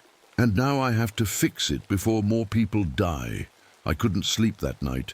Every sound made me jump. The wind against my cabin windows, branches scratching the roof, coyotes howling in the distance. Except they didn't sound like normal coyote. Owls. They sounded wrong. At dawn, I grabbed my binoculars and headed to the ridge overlooking Juniper Canyon. What I saw made my blood run cold. A group of coyotes were standing in a perfect circle. In the middle was Lucia, making strange whistling sounds and hand gestures. The coyotes seemed to understand her, moving when she pointed in different directions. Recognized those gestures. Years ago, I arrested a people smuggler who used the same signals to direct migrants across the border. That man disappeared from federal custody before his trial. The official report said he escaped, but now I wondered if something worse happened to him. I took out my camera and zoomed in. Lucia's movements were too precise, too familiar. It was like watching a recording of that smuggler, but played by someone else. When I got back to my truck, I noticed fresh boot prints around it. They looked exactly like mine. Same size, same wear pattern on the heel where I dragged my right foot slightly. But I hadn't walked there. Someone, or something, was copying me perfectly. The next day brought even worse news. A family of tourists was found dead at their campsite near the hot springs. I arrived after the paramedics. The scene made no sense. The forensic officer pulled me aside. "I've never seen anything like this," she whispered. "Each victim shows wounds from different animals, claw marks from a mountain lion, bite marks from a coyote, venom from a rattlesnake, all at once, like they were attacked by every predator in the park simultaneously." She showed me tissue samples under a portable microscope. The cells looked strange, misshapen, with parts that seemed to belong to different species all mixed together. It reminded me of another classified file I once carried about biological incursions along the border. As I drove back that evening, I spotted something impossible by the roadside, a jackrabbit with small antlers growing from its head. It watched me pass, then hopped away. A mile later, I saw a rattlesnake with what looked like feathers running down its spine. These animals were arranged in the exact surveillance pattern my Border Patrol team used to use, watching the road, from all angles. When I checked the footage from my dashcam that night, I got another shock. There was Lucia sitting in my passenger seat during my drive earlier that day. We were having a full conversation that I had no memory of. She was asking detailed questions about park security, patrol schedules, and the location of the old water sources. The temperature dropped suddenly that night. When I stepped outside, there was frost on the ground. In the desert in summer, the frost formed patterns around dead birds and rabbits, patterns that matched old boundary markers Ernesto had shown me in tribal records. The next day, I hiked to a remote canyon where ancient petroglyphs covered the walls. I'd seen them before, but never understood what they showed. Now I could see it clearly, a ritual where tribal shamans imprisoned something beneath the desert. The central binding site was exactly where the lake used to be before my water diversion project dried it up. I called Ernesto right away. "The markings show a binding ceremony," I told him. "It's at the dry lake bed." "Yes," Ernesto said quietly. "The skinwalker was imprisoned there centuries ago by an alliance of tribes. The living water held it. When you took the water, I broke the seal," I finished, my stomach twisting with guilt. "I let it out. That night, I had dreams like I've never had before. I was seeing through the eyes of different animals. A hawk soaring over the park, watching hikers below. A coyote stalking the perimeter of the ranger station. A snake slithering under my own cabin." When I woke up, I found drawings scattered across my desk. Detailed notes about patrol schedules, blind, spots in our security cameras, and the movements of park visitors. All in my own handwriting, though I had no memory of making them. Visitors started reporting seeing me in restricted areas of the park when I was miles away. Security footage showed someone who looked exactly like me, moving through the visitor center and maintenance areas. But if you looked closely, something was off. The way he walked was slightly wrong. The expressions didn't quite match my face. It was like someone wearing my skin who didn't quite know how to act like me. I got a call from a rancher whose property borders the park. His cattle were being born wrong, calves with extra eyes, sheep with scales instead of wool. When we took tissue samples, they showed the same impossible mixture of different species, cells. That's when I started watching my fellow ranger, Thomas Wells. Thomas had been acting strange for weeks, eating raw meat when he thought no one was looking, staring at people too long, like he was studying them. Worst of all, I heard him quietly repeating conversations I'd had with those dying migrants, private confessions no one else had heard. I followed Thomas after his shift ended. He drove to a hidden canyon that wasn't on any tourist maps. I watched from the ridge as he arranged dozens of animal skins in a circular pattern on the ground. The arrangement matched aerial photographs I'd seen years ago, unexplained desert formations that Border Patrol had classified under Project Sentinel. Wilderness! I remembered the herbs Ernesto had given me. I rubbed some on my eyelids as I watched Thomas. For a moment, my vision blurred, then cleared. What I saw wasn't Thomas anymore. It was like a shadow with too many limbs, draped in patches of skin from different animals and humans. Some of the human faces I recognized. Hikers reported missing over the past years. One face belonged to the people smuggler who had escaped from custody. I backed away slowly, but stepped on a branch. The thing that wasn't Thomas looked up at me with eyes that glowed in the darkness. It smiled with Thomas's face, but the smile was all wrong. I ran back to my truck and drove straight to my cabin. Inside, I found an old journal that had been hidden in the wall behind a loose board. It was written by a ranger from 1925, describing the exact same events. Inside-out animals, shape-shifting creatures, visitors going missing. The handwriting in the journal started normal, but gradually changed throughout, becoming more distorted with each entry. By the final pages, the handwriting was identical to my own. The water in my tap had turned brown and bitter. When I accidentally splashed some on my arm, it left a rash in the shape of the spiral pattern I'd seen on the plants. I remembered Ernesto mentioning that skinwalkers could contaminate water sources, causing hallucinations and making it easier for them to control minds. That's when Lucia knocked on my door. "Hello, Miguel," she said, her voice exactly like my mother's now. "I know what happened at the border. I know what you told Father Reyes after those migrants died. How you couldn't sleep for weeks.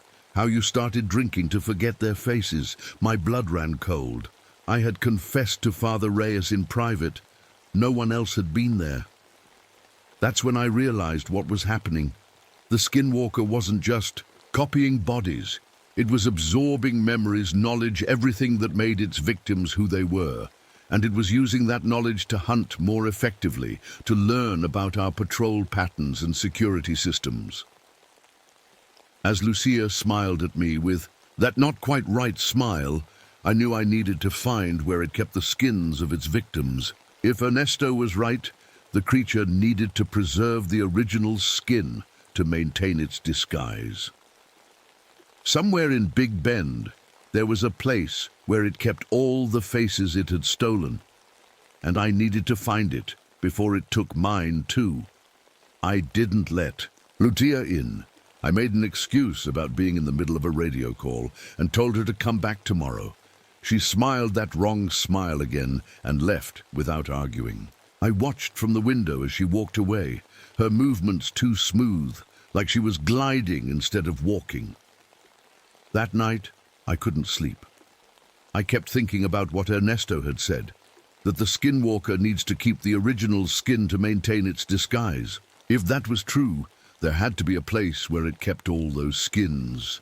At dawn, I packed a backpack with water, food, a flashlight, and Ernesto's herbs. I also grabbed my hunting knife.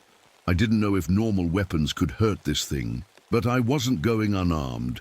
I decided to start by checking caves near where Thomas had laid out those animal skins. The Big Bend area has hundreds of caves, most not on any official map. As a ranger, I knew about more than most, but even I hadn't explored them all. I parked my truck at an old service road and hiked 2 miles to the canyon. No sign of Thomas or the skins he'd arranged yesterday. But I noticed something I'd missed. Before, a narrow trail leading up the canyon wall to a crevice that might be a cave entrance. The climb was steep, and twice I nearly fell. When I reached the crevice, I had to squeeze through sideways. Inside, it widened into a low tunnel. I turned on my flashlight and followed it deeper, crawling in places where the ceiling dipped. The smell hit me first, like rotten meat mixed with something chemical. Then my light caught something hanging from the cave ceiling. I stepped closer and had to fight not to throw up. It was a skin, a complete human skin, stretched and preserved like leather.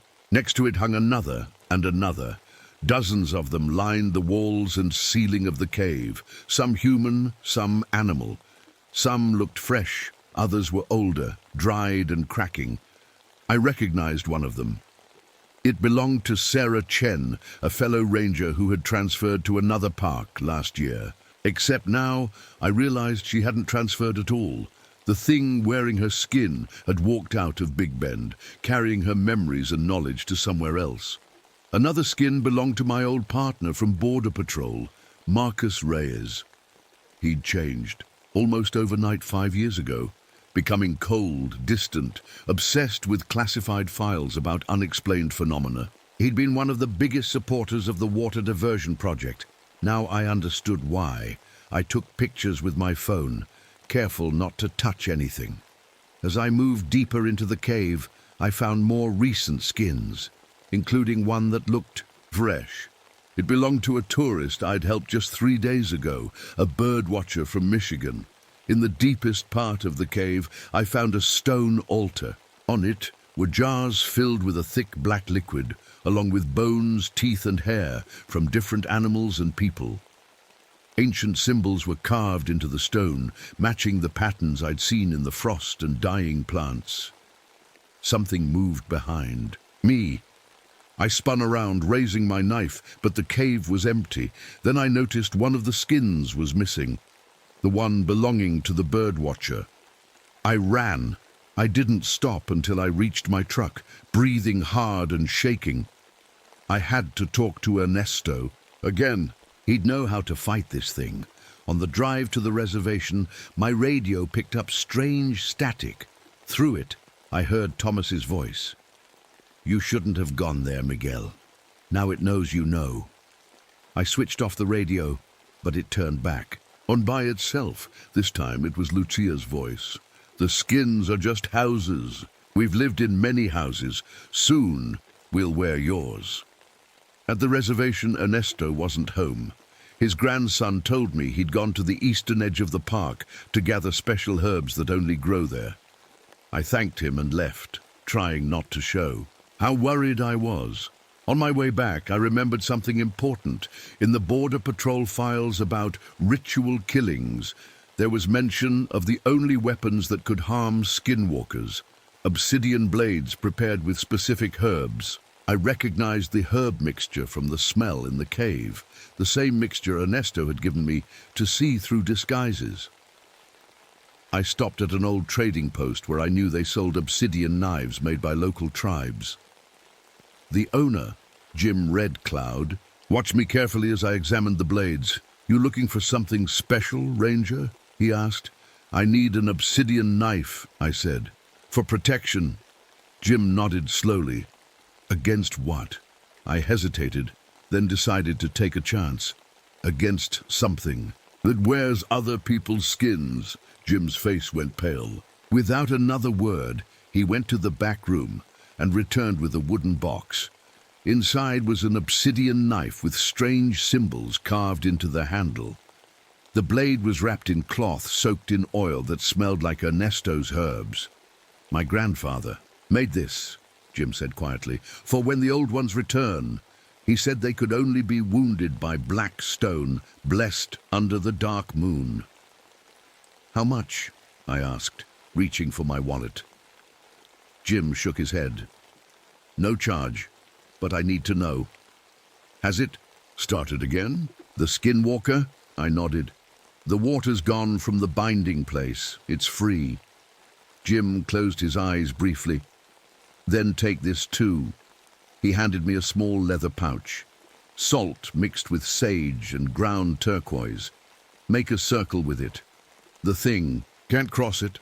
I thanked him and left, the knife secure in my belt and the pouch in my pocket. As I drove back toward my cabin, I noticed a Park Service vehicle following me.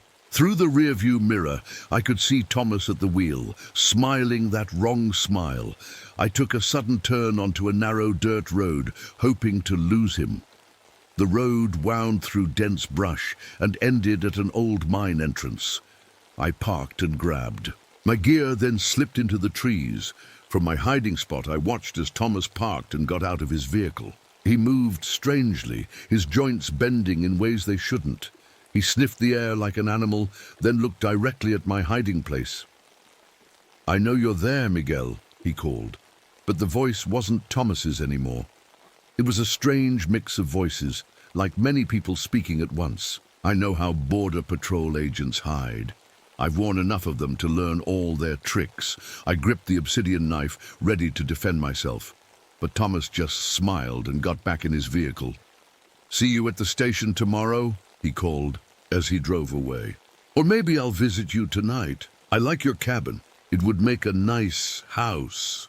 When I was sure he was gone, I ran back to my truck and drove straight to headquarters. I had to warn someone, but who would believe me? Who could I trust wasn't already one of them? As I pulled into the ranger station, I saw Lucia talking to our chief ranger, Bill Holt. They were laughing together like old friends. When Lucia saw me, she waved, her face a perfect mask of innocence. I walked past them with a quick nod, went straight to my desk, and pulled up the personnel files. I needed to know who else might have been replaced. The Skinwalker seemed to target people with authority or special knowledge first. Border Patrol agents, rangers, tribal elders. As I scrolled through the files, I noticed a pattern. Over the past 5 years, since the water diversion project, 12 rangers had transferred to other parks. None had been in touch since leaving. All had undergone personality changes before their transfers. The Skinwalker wasn't just taking random victims. It was systematically infiltrating the Park Service, learning our procedures, gaining access to restricted areas. And now it was watching me through the eyes of my friends and colleagues. I couldn't trust anyone anymore. Not Thomas, not Chief Holt, not even the other rangers I'd worked with for years. Any of them could be wearing stolen skins, waiting for a chance to take mine. That's when I got the call about Ernesto. They'd found his truck abandoned on the eastern edge of the park.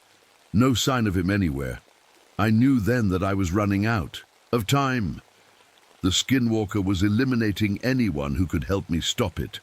Soon, there would be no one left who knew the truth. I drove straight to where they'd found Ernesto's truck. The search team was already there. 2 rangers and 3 volunteers, combing the brush and calling Ernesto's name. I recognized one of the rangers as Lisa Mendez, someone I'd worked with for years and trusted. "Any sign of him?" I asked Lisa. She shook her head. "Nothing yet. His walking stick was on the passenger seat, which is strange. Ernesto never goes anywhere without it." I nodded, feeling sick. "I'm going to check that ridge," I said, pointing to a rocky outcrop about half a mile away. "He might have gone looking for certain plants that grow up there." Lisa looked doubtful. "That's pretty steep terrain for a man his age." "Trust me," I said. "Ernesto knows these mountains better than any of us." I hiked up to the ridge alone, following a faint trail that I knew Ernesto used. Near the top, I found crushed sage leaves and footprints. Someone had been here recently. The footprints led to a small cave opening. My hand went to the obsidian knife at my belt as I approached the cave. "Ernesto?" I called softly. No answer. I turned on my flashlight and entered. The cave wasn't deep, just a single chamber about the size of my living room. In the center lay Ernesto, his body twisted in an unnatural position. I rushed to him. but I knew right away he was dead. His eyes had been replaced with smooth black stones. When I rolled him over, I saw that his shirt had been cut open. Someone had rearranged his internal organs to form symbols matching those on the ancient binding stones. Next to his body was a small leather bundle. With shaking hands, I untied it. Inside was a protective charm made of feathers, bones, and dried herbs, all tied together with red thread. I recognized the pattern from archaeological findings at sites that had been flooded by the dam projects I approved years ago. Ernesto had died making this charm for me. I put it around my neck, fighting back tears. As I carried Ernesto's body down the mountain, I noticed the landscape looked different. Rock formations seemed to have moved overnight, forming patterns that matched the sacred geometry in Ernesto's drawings of the original imprisonment ritual. The search team helped me bring Ernesto back to his family. As we drove away from the reservation, Lisa asked a question that chilled me. "Why did you go straight to that ridge, Miguel? How did you know he'd be there?" I made up a story about Ernesto mentioning the place before, but I could tell Lisa was suspicious. I couldn't trust her anymore. I couldn't trust anyone. Back at my cabin, I locked the doors and windows, then poured a circle of Jim's special mixture, salt, sage, and ground turquoise, around my bed. I put the obsidian knife under my pillow and tried to sleep. Dreams came, quickly. I was standing by the dry lake bed where the skinwalker had been imprisoned. In the dream, water flowed again, filling the basin. Beneath the surface, I could see a dark shape struggling against invisible bonds. A voice spoke behind me. It grows stronger with each form it takes. I turned to see Ernesto, his eyes now black stones like in death. The entity was once a protector, Dream Ernesto continued, created by shamans to defend the tribes. But it grew hungry for more forms, more knowledge. It became something else. "How do I stop it?" I asked. "The binding place remembers its purpose," he said. "The land itself wants to help. Look for the signs." I woke up covered in sweat. Outside, the wind was blowing hard, howling around my cabin. I checked my phone. 3 missed calls from Lisa and a text message. "Need to talk to you about what you found with Ernesto. Meet me at the station." I didn't reply. Instead, I studied maps of the dry lake bed, looking for anything that might help. That's when I noticed something odd. The rock formations around the lake bed formed a pattern similar to the symbols carved into the ancient binding stones. The land itself was trying to recreate the prison. As the sun rose, my radio crackled to life. The chief's voice came through. "Attention all rangers. We have a tour bus arriving today. 40 visitors from Phoenix. All rangers report to the visitor center at 0900 for assignments." My blood ran cold. I had put in a request last week to close the park due to environmental concerns. That request had been denied. Now 40 new potential victims were arriving. I tried calling the chief, but no one answered. I got in my truck and drove to the visitor center, the obsidian knife hidden under my jacket. The tour bus was all ready. There when I arrived, tourists streaming out with cameras and water bottles. Thomas stood near the entrance, giving directions. Lisa was checking people in at the front desk. Chief Holt was nowhere to be seen. I approached Thomas cautiously. "I thought the park was supposed to be closed," I said. Thomas smiled. "That wrong." "Smile. Change of plans. The chief thinks we need the revenue." "Where is the chief?" "In his office. He wants to see you, by the way." I nodded and walked toward the administration building, all my senses on high alert. The chief's office door was closed. I knocked. "Come in, Miguel," called a voice that sounded almost like Chief Holt's, but not quite. I entered slowly, hand near the knife. The chief sat behind his desk, looking exactly as he always did, except his eyes. His eyes were different, darker, with a strange sheen like oil on water.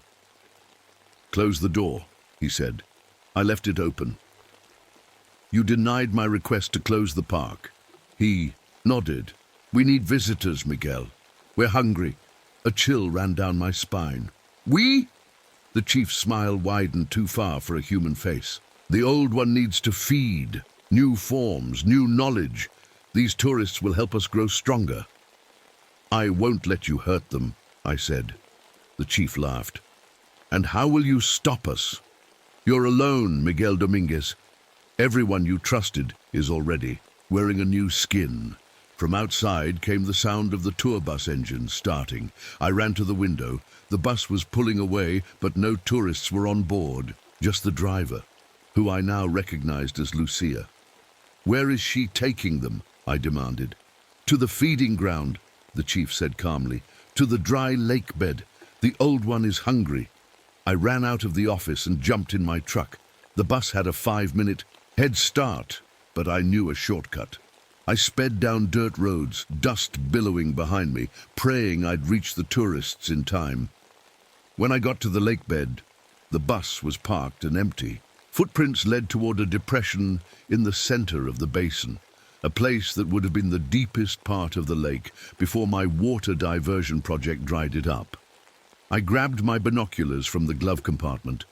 In the distance, I could see the tourists gathered in a circle. In the center stood Lucia, except she wasn't Lucia anymore. She kept changing, her form shifting between different people, like a TV with bad reception. One moment she was Lucia, the next she was Thomas, then Lisa, then the bus driver, then people I didn't recognize.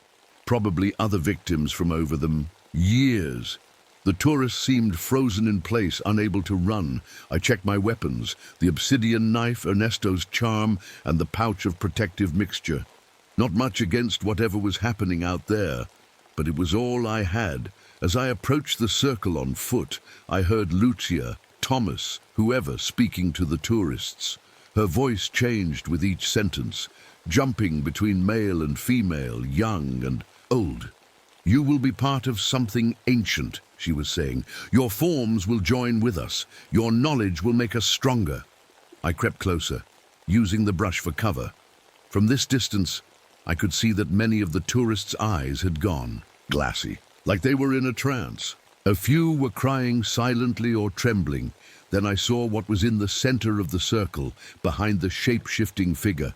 A hole had opened in the ground, and something was climbing out. Something dark and formless, like living shadow. It reached, out with limbs that weren't quite arms, touching the tourists one by one. Wherever it touched, the person's skin began to loosen, as if preparing to be removed. I had to act now. I took out Jim's pouch and poured some of the mixture into my hand. According to him, the skinwalker couldn't cross a circle made of this stuff.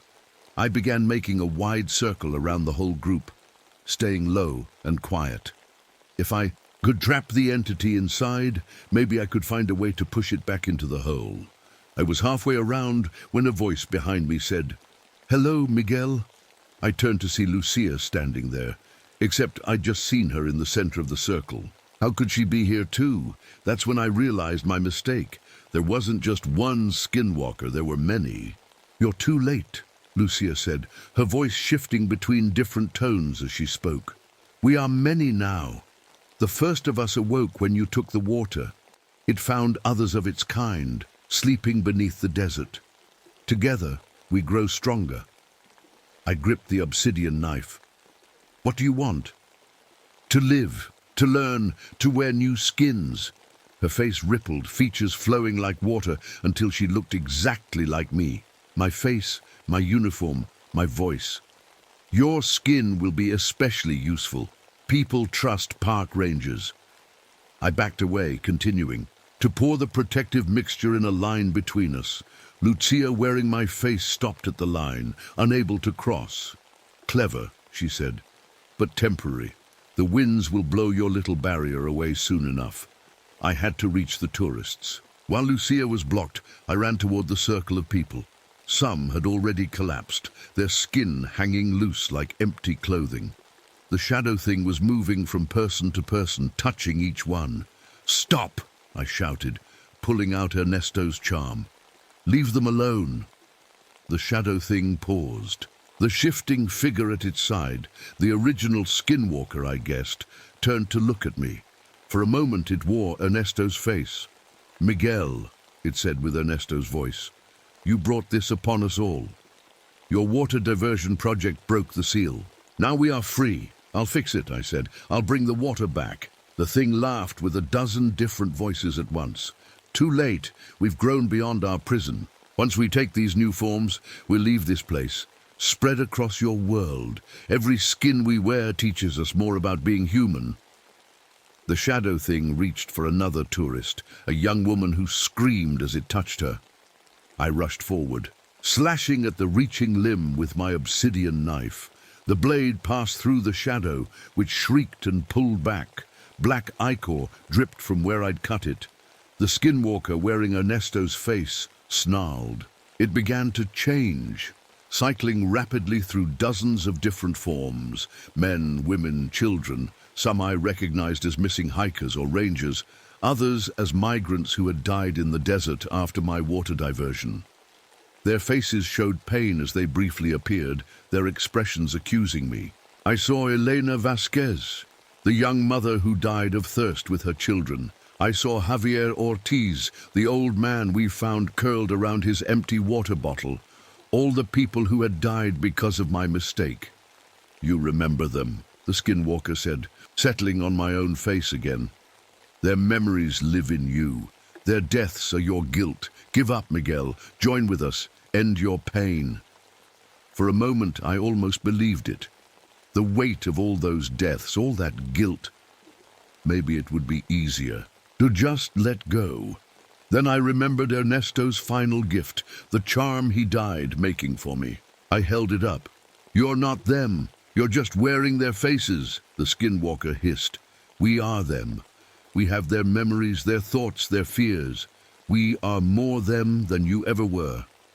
"No," I said. "You're just a thief." I charged forward, the obsidian knife in one hand, Ernesto's charm in the other. The skinwalker wearing my face met me halfway. We collided hard, falling to the ground. Up close, its imitation of me was perfect. Every scar, every wrinkle, every gray hair matched mine exactly. It fought with my memories too, using Border Patrol combat techniques I knew well. We were perfectly matched. "How will you convince the others that you're the real Miguel?" it whispered as we struggled. "When there are two of us, how will they know which to believe?" It was right. If we both claimed to be the real Miguel, who would people believe? I needed some way to prove I was me, something the skinwalker couldn't copy. Then I remembered my childhood bullet wound. When I was 10, I was accidentally shot in the shoulder by a hunter. The bullet had fragmented, leaving metal pieces they couldn't safely remove. Those metal fragments wouldn't show up on a skinwalker's copied body. The tourists who were still conscious watched in horror as two identical men fought on the ground.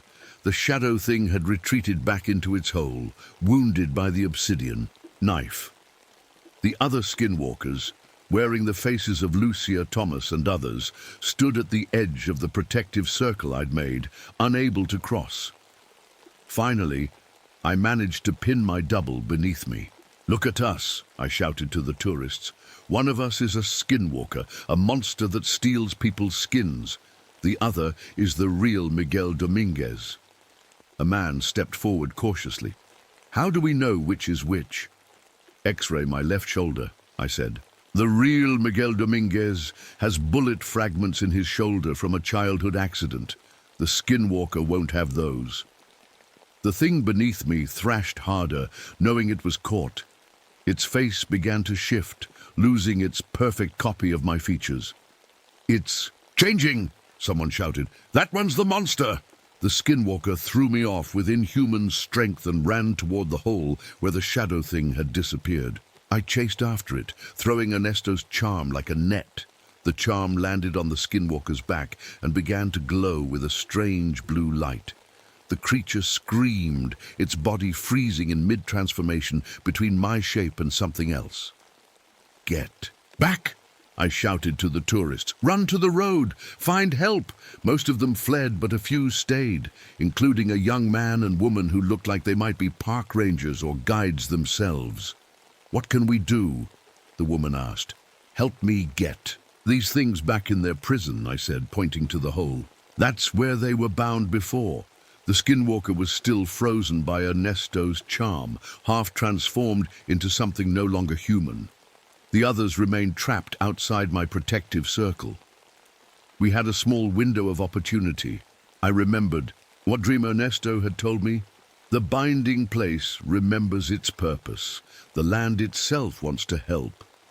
I looked around at the rock formations that had rearranged themselves into the binding pattern. The dry lake bed seemed to pulse slightly, like something breathing beneath the surface. We need water, I realized. The original binding used water to hold them. The young man nodded. There's a water truck at the visitor center for firefighting. I can get it. Go, I said. Fast. We don't have much time.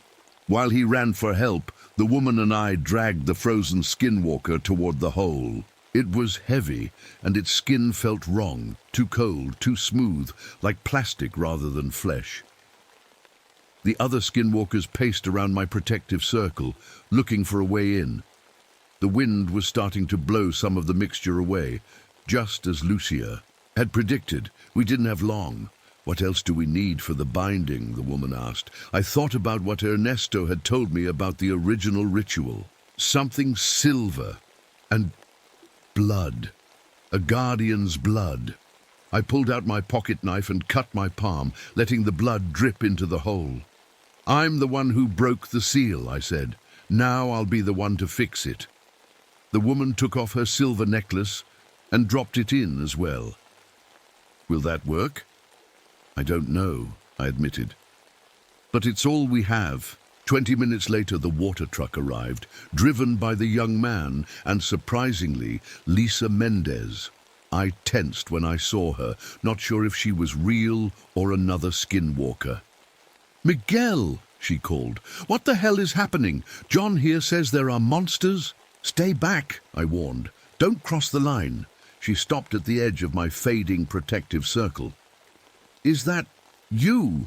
She asked, staring at the frozen, half-transformed thing on the ground. No, that's a skinwalker. It can take people's forms. There are more of them out there. I nodded toward the others, who were still pacing at the edge of the circle.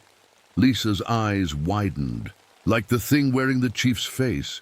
It tried to attack me at the station. I locked it in a cell, so Lisa was still Lisa. I felt a flood of relief that at least one of my friends was still human. We need to flood this hole, I explained. It's their prison. Water will hold them. Together, we hooked up the water truck's hose and began pumping water into the opening. As the water flowed in, the ground began to shake. The frozen skinwalker started to melt, its features running like wax. The others at the edge of the circle shrieked and backed away. It's working, the young man shouted. The water level rose, quickly, forming a small pond in the depression. The melting skinwalker sank beneath the surface. The shadow thing rose up one last time, reaching for us with its formless limbs. You won't hold us forever, Miguel Dominguez, it said with a dozen voices at once. The water will dry up again. We will return. Not if I can help it, I replied. As the water continued to flow, the other skinwalkers began to change too, their stolen forms melting away to reveal their true nature, shadowy, many-limbed things that slithered toward the growing pond as if pulled by some invisible force. Lisa grabbed my arm. What are they doing? The binding is calling them back, I said. The ritual is working. One by one, the skinwalkers sank into the water, which had turned black with their essence. Last to go was the one wearing Lucia's face. Before it sank, it looked at me with hate-filled eyes. We know you now, Miguel. We've worn your thoughts. When we return, we'll find you first. Then it was gone, leaving only ripples on the dark water. We stayed there until sunset, making sure nothing came back out. The park service sent more rangers and medical help for the tourists. Some had died, their skins stolen by the creatures. Others were in shock, but physically unharmed. I knew the binding was temporary. As long as the water remained, the skinwalkers would stay trapped. But in this desert, water always eventually disappears. 2 months later, I stood at the edge of the pond that had once been a dry lakebed. Project Sentinel, a government task force I'd never heard of before all this happened, had taken over. They'd installed a permanent water supply system, ensuring the pond would never dry up again. They'd also set up monitoring equipment around the perimeter. Dr. Eleanor Crane, the lead scientist from Sentinel, approached me as I stared into the dark water. "How are you feeling, Ranger Dominguez?" "Fine," I lied. Ever since that day, I'd felt strange, cold in my bones, like I'd never be warm again. Any unusual symptoms? Gaps in memory? Visual disturbances? I almost told her about the nightmares, about waking up sometimes to find notes written in my handwriting that I didn't remember writing, about how my reflection sometimes moved differently than I did. "No," I said instead. "Nothing unusual." She nodded and made a note on her tablet. "Well, keep us updated." The binding appears stable for now.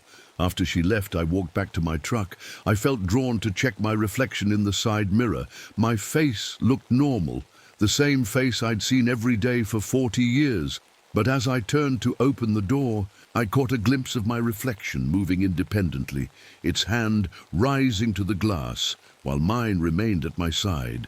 I spun back to look, but now the reflection matched me perfectly again.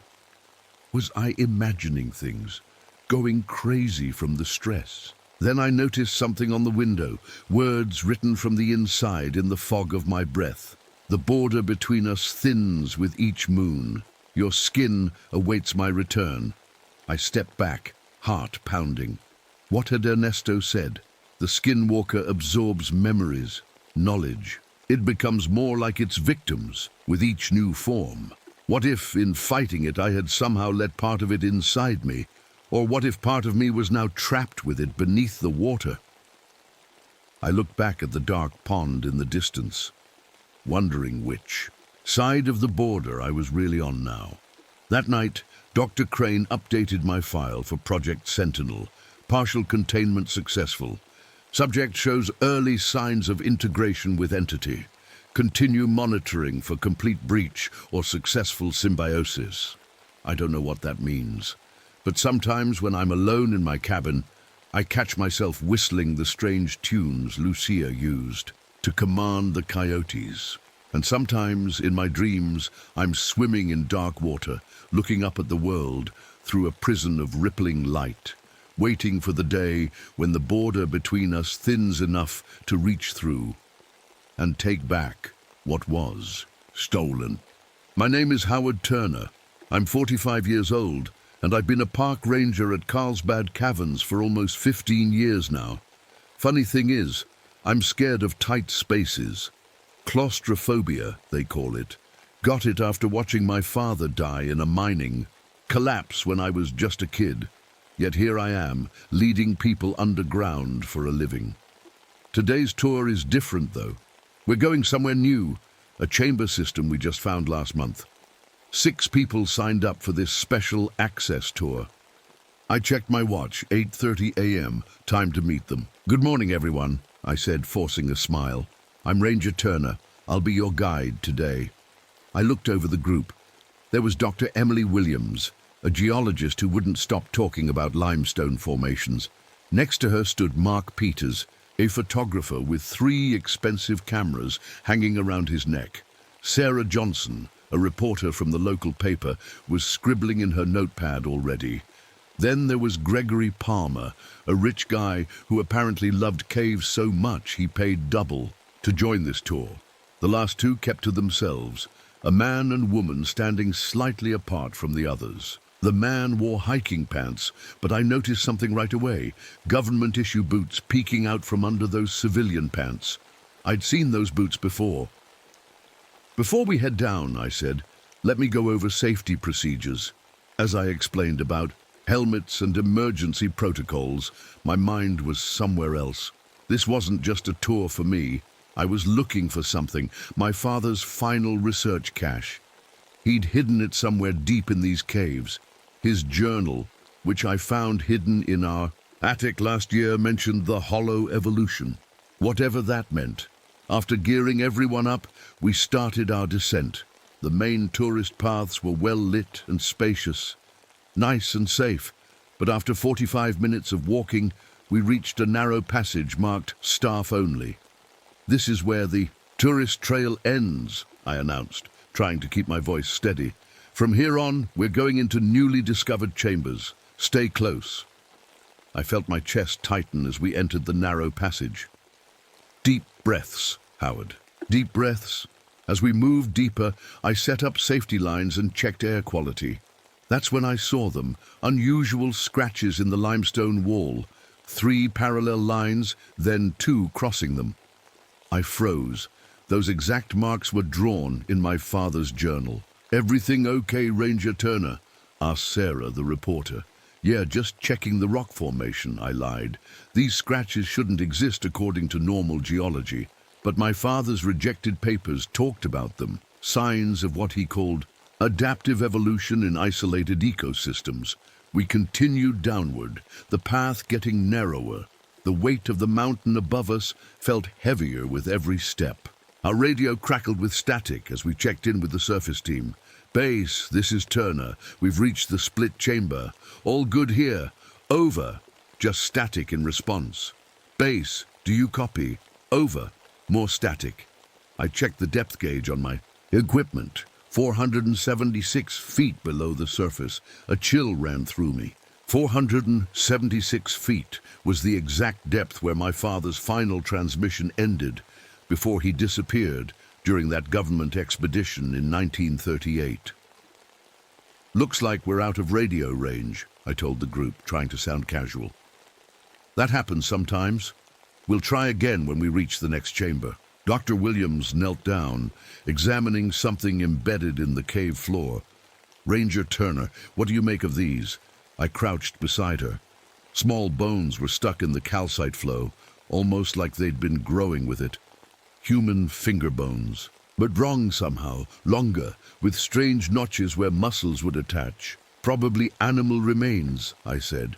But I recognized them from my father's sketches. He'd labeled them as human bones, showing evidence of evolutionary adaptation to cave environments. As we moved into a larger chamber, something else seemed off. The temperature had jumped by almost 10 degrees. "Is there geothermal activity down here?" Palmer asked, removing his jacket. "No," I replied. "There shouldn't be." But my father's journal mentioned incubation chambers with unusually warm temperatures, places he said were essential for the development of what he called the hollow ones. Mark, the photographer, started taking pictures of the impressive stalactites hanging from the ceiling. His flash lit up the darkness in quick bursts. "Hey, did you see that?" he suddenly asked, lowering his camera. "See what?" I asked, my heart beating faster. "I thought I saw movement back there," he said, pointing his flash toward a distant passage, "probably just shadows." But I knew better. When those photos would be developed later, they'd show what my father's journal described. Pale figures, with impossibly long limbs, watching us from the darkness. As the others admired the chamber, I noticed a small crevice in the wall. Checking that no one was watching, I reached inside. My fingers touched something smooth and cold, tools made of bone and stone. I pulled one out and quickly stuffed it in my pocket. Later inspection would confirm what I already knew. These matched designs from my father's journal, labeled "manufactured by test subjects," with a partial government classification stamp. "Fascinating place, isn't it, Ranger Turner?" I jumped slightly. Gregory Palmer had approached without me noticing. "Yes, it's quite unique," I replied, trying to act normal.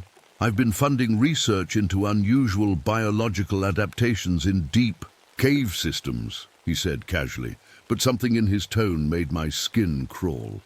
"These isolated environments create interesting evolutionary pressures." The phrase made my blood run cold. Unusual biological adaptations was straight from the Project Sentinel wilderness documentation my father had hidden. How did Palmer know about that? As we prepared to move deeper into the cave system, I heard it. A faint clicking sound echoing through the chamber. Click, click, click. Pause, click, click. What's that noise? Sarah asked. Water dripping?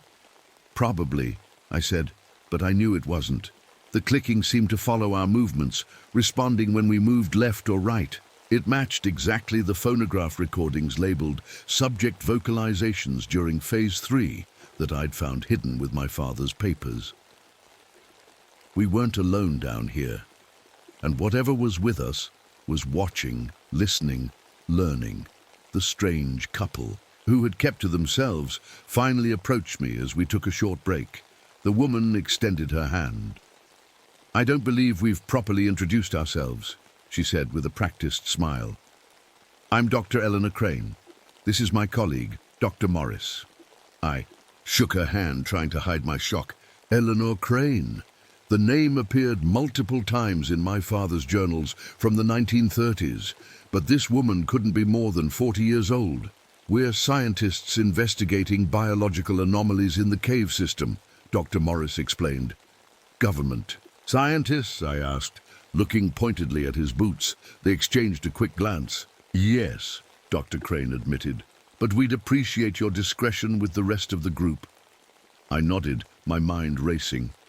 How could this be the same Eleanor Crane from my father's journals? She should be in her 90s by now. Yet here she was, looking barely middle-aged. As we moved on, I felt like the cave walls were closing in, not just from my claustrophobia, but from the weight of what I was discovering. My father hadn't just disappeared in these caves. He'd been part of something much darker, something that was still going on, and whatever was down here with us. It was getting closer. Behind me, I heard Sarah suddenly cry out in pain. Something touched me, she gasped, rolling up her sleeve to reveal angry red welts on her arm, like a chemical burn. I recognized the pattern immediately. My father's notes had described the same subject hunting techniques, a paralytic compound that burned on contact. We were being hunted, and the hunt had just begun. Let me see those welts, I said, taking a small first aid kit from my pack. Sarah's arm had 3 long red marks, like something had dragged burning fingers across her skin. What could have caused this? Dr. Williams asked, peering over my shoulder. Some caves have mineral deposits that can irritate skin, I lied, applying ointment to Sarah's arm. I knew exactly what had caused it, the same paralytic compound my father had documented. The creatures, the subjects, used it to slow down their prey. Did anyone see anything touch her? I asked, looking around the group. Everyone shook their heads. Whatever had touched Sarah had moved quickly and silently. Let's stay closer together, I said, and keep your lights pointed outward.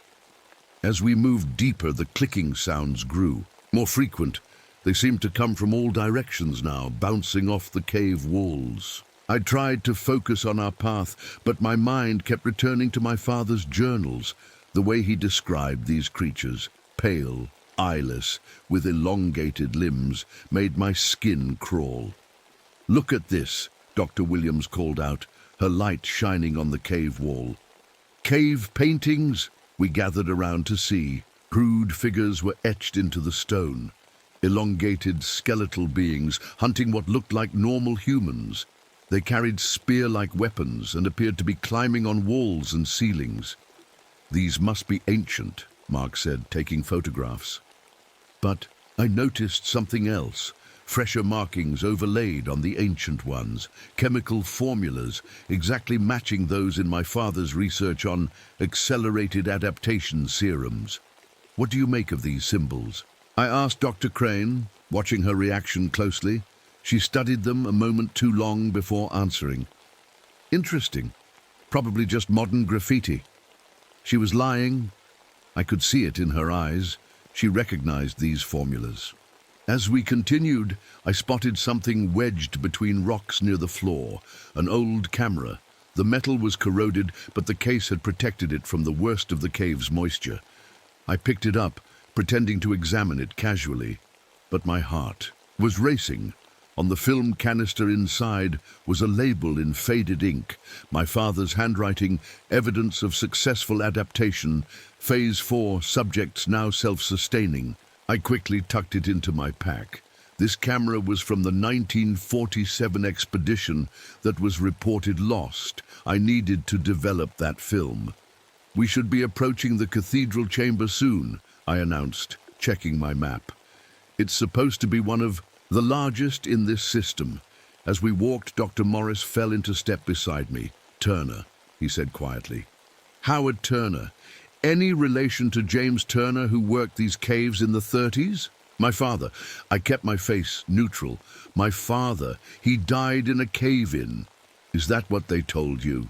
He asked. Before I could respond, our lights began to flicker, all of them, at the same time. I just put in fresh batteries this morning, Mark said, tapping his flashlight. Me too, added Sarah. I checked my own light. The power was draining in a specific pattern, exactly like the electromagnetic pattern my father had documented before subject hunting behavior. Everyone, back up lights now, I ordered. And stay together. Palmer moved closer to me as we walked. You know what's happening, don't you, Ranger Turner? He whispered. You've seen this before. I ignored him, focusing on keeping the group moving. We needed to reach the cathedral chamber. A larger space would be easier to defend. The passage widened, and we emerged into an enormous cavern. Our lights couldn't reach the ceiling, but they illuminated strange stalactite formations hanging down like massive organic structures. My breath caught in my throat. I recognized this place from my father's sketches. He'd labeled it Nursery Chamber for Phase 5 Development. Amazing, Dr. Williams said, examining the mineral deposits along one wall. These have been harvested systematically. See the tool marks?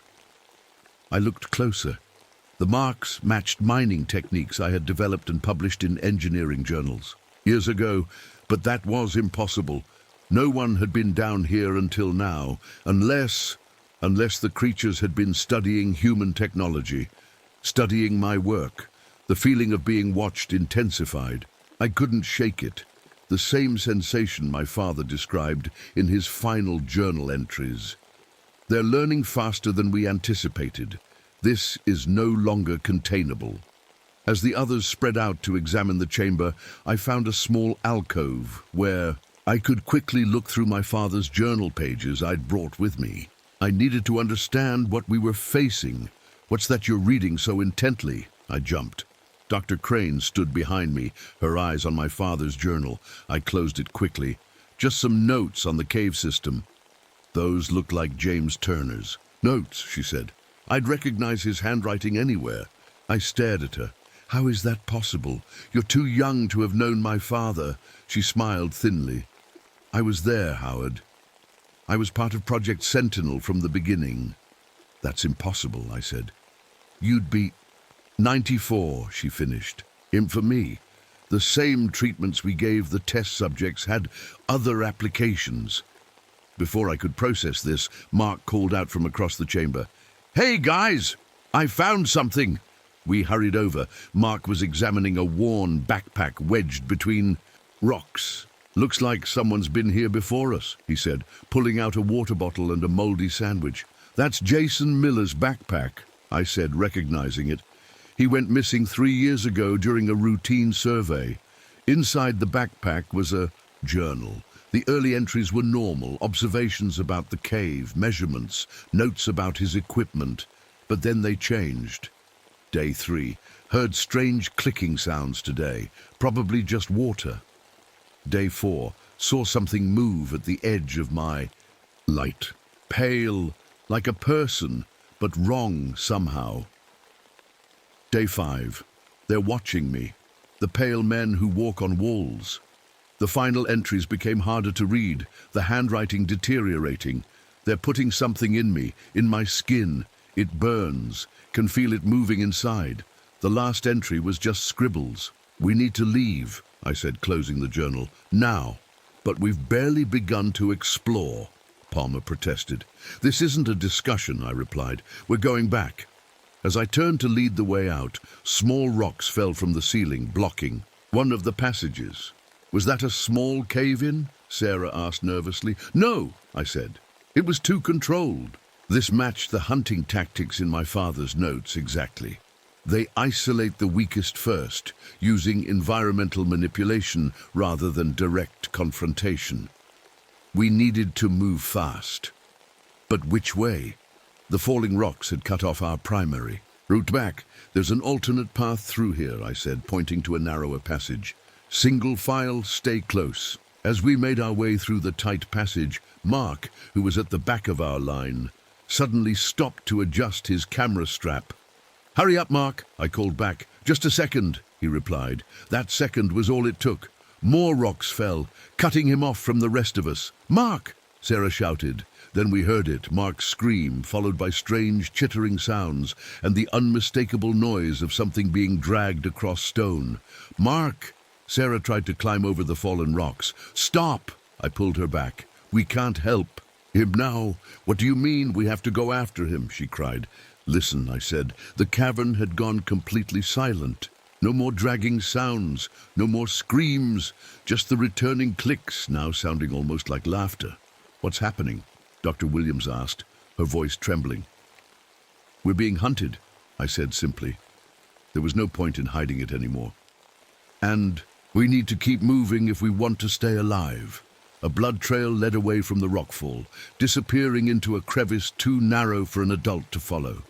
The blood smeared in patterns identical to the trail markings in my father's sketches of subject territories. "They've marked their hunting ground," Dr. Crane said, examining the blood patterns. "They're getting bolder." "What exactly are they?" Palmer demanded. "You know, don't you? Both of you do." Dr. Crane looked at me, then at the group. "They were human once, soldiers, specifically, part of a government program in 1907 called Operation Adaptive Warrior, designed to create troops capable of fighting in any environment." "What went wrong?" Sarah asked. "Nothing went wrong," Dr. Crane replied coldly.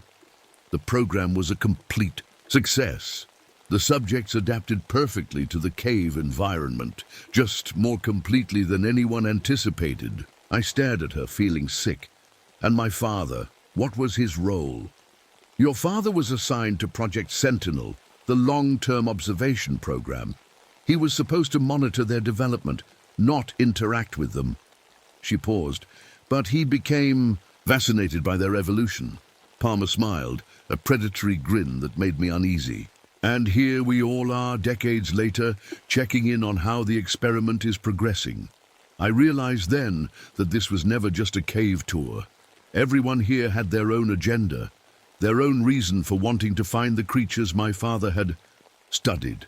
And now those creatures had found us. We need weapons," I said, looking around at what remained of our group. Dr. Williams, Sarah, Palmer, and the two government scientists, Drs. Crane and Morris. Mark was gone, taken, and we'd be next, if we didn't prepare. "Weapons? Against what exactly?" Sarah asked, her voice shaking. "I think it's time you told them everything," I said to Dr. Crane. She nodded slowly. "The creatures down here were once human soldiers. They were part of an experiment to create troops who could adapt to any environment. These men were injected with compounds derived from cave-dwelling animals, bats, blind fish, certain insects."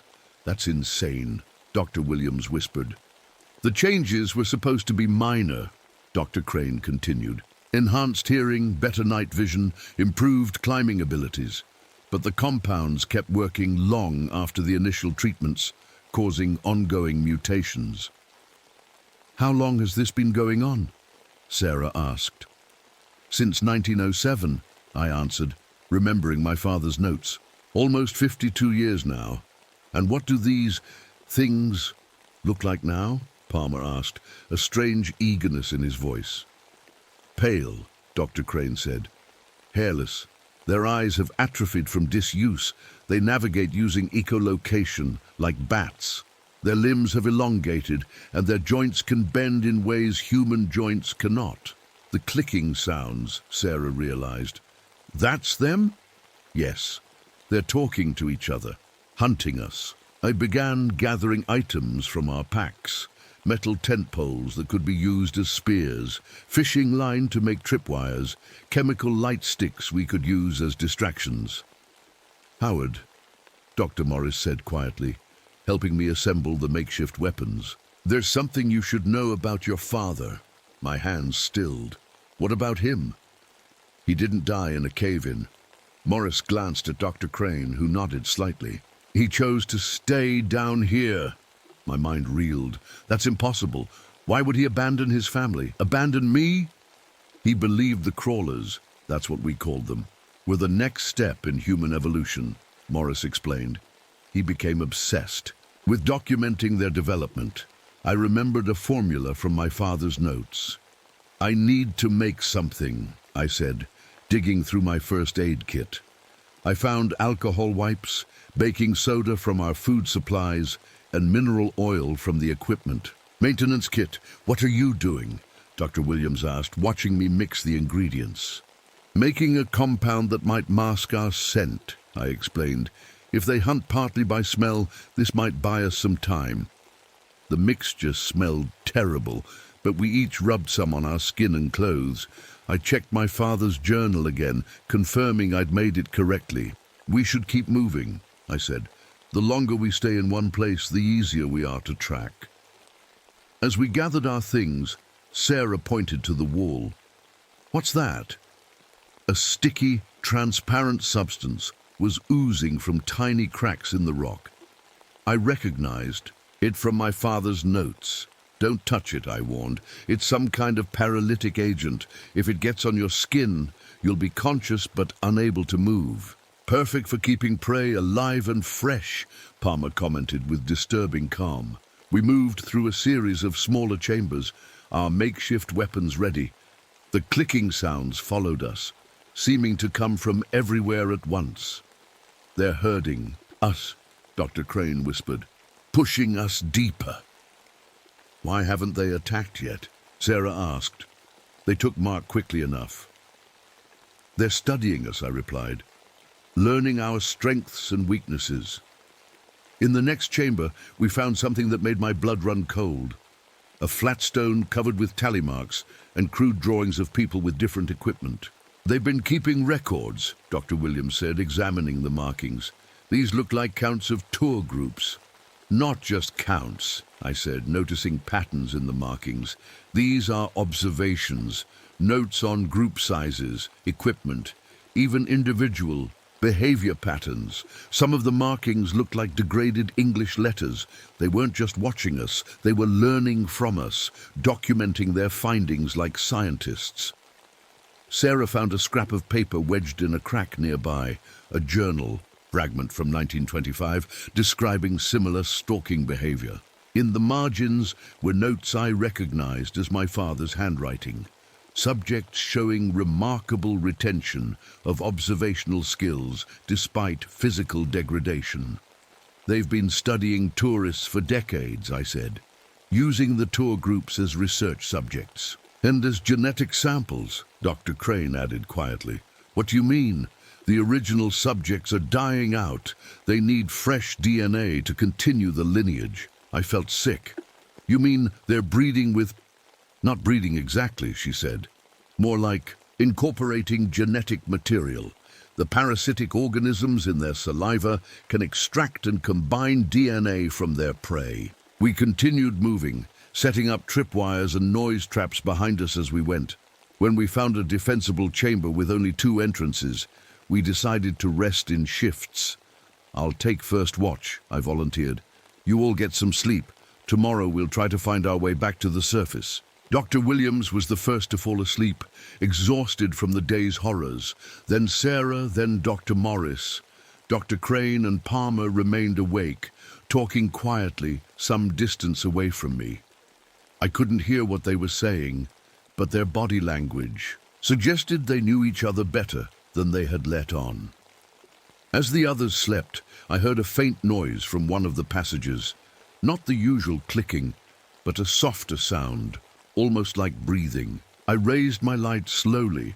For just a moment, my beam caught a glimpse of something watching us from a high crevice, a pale, hairless figure with impossibly long fingers and huge, cup-like ears.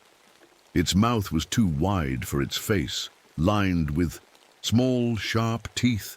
It had no eyes, just smooth skin where eyes should be, but the most disturbing thing was how it moved, flowing away like liquid when my light touched it, bending in ways that would break human bones. I nudged Dr. Crane awake.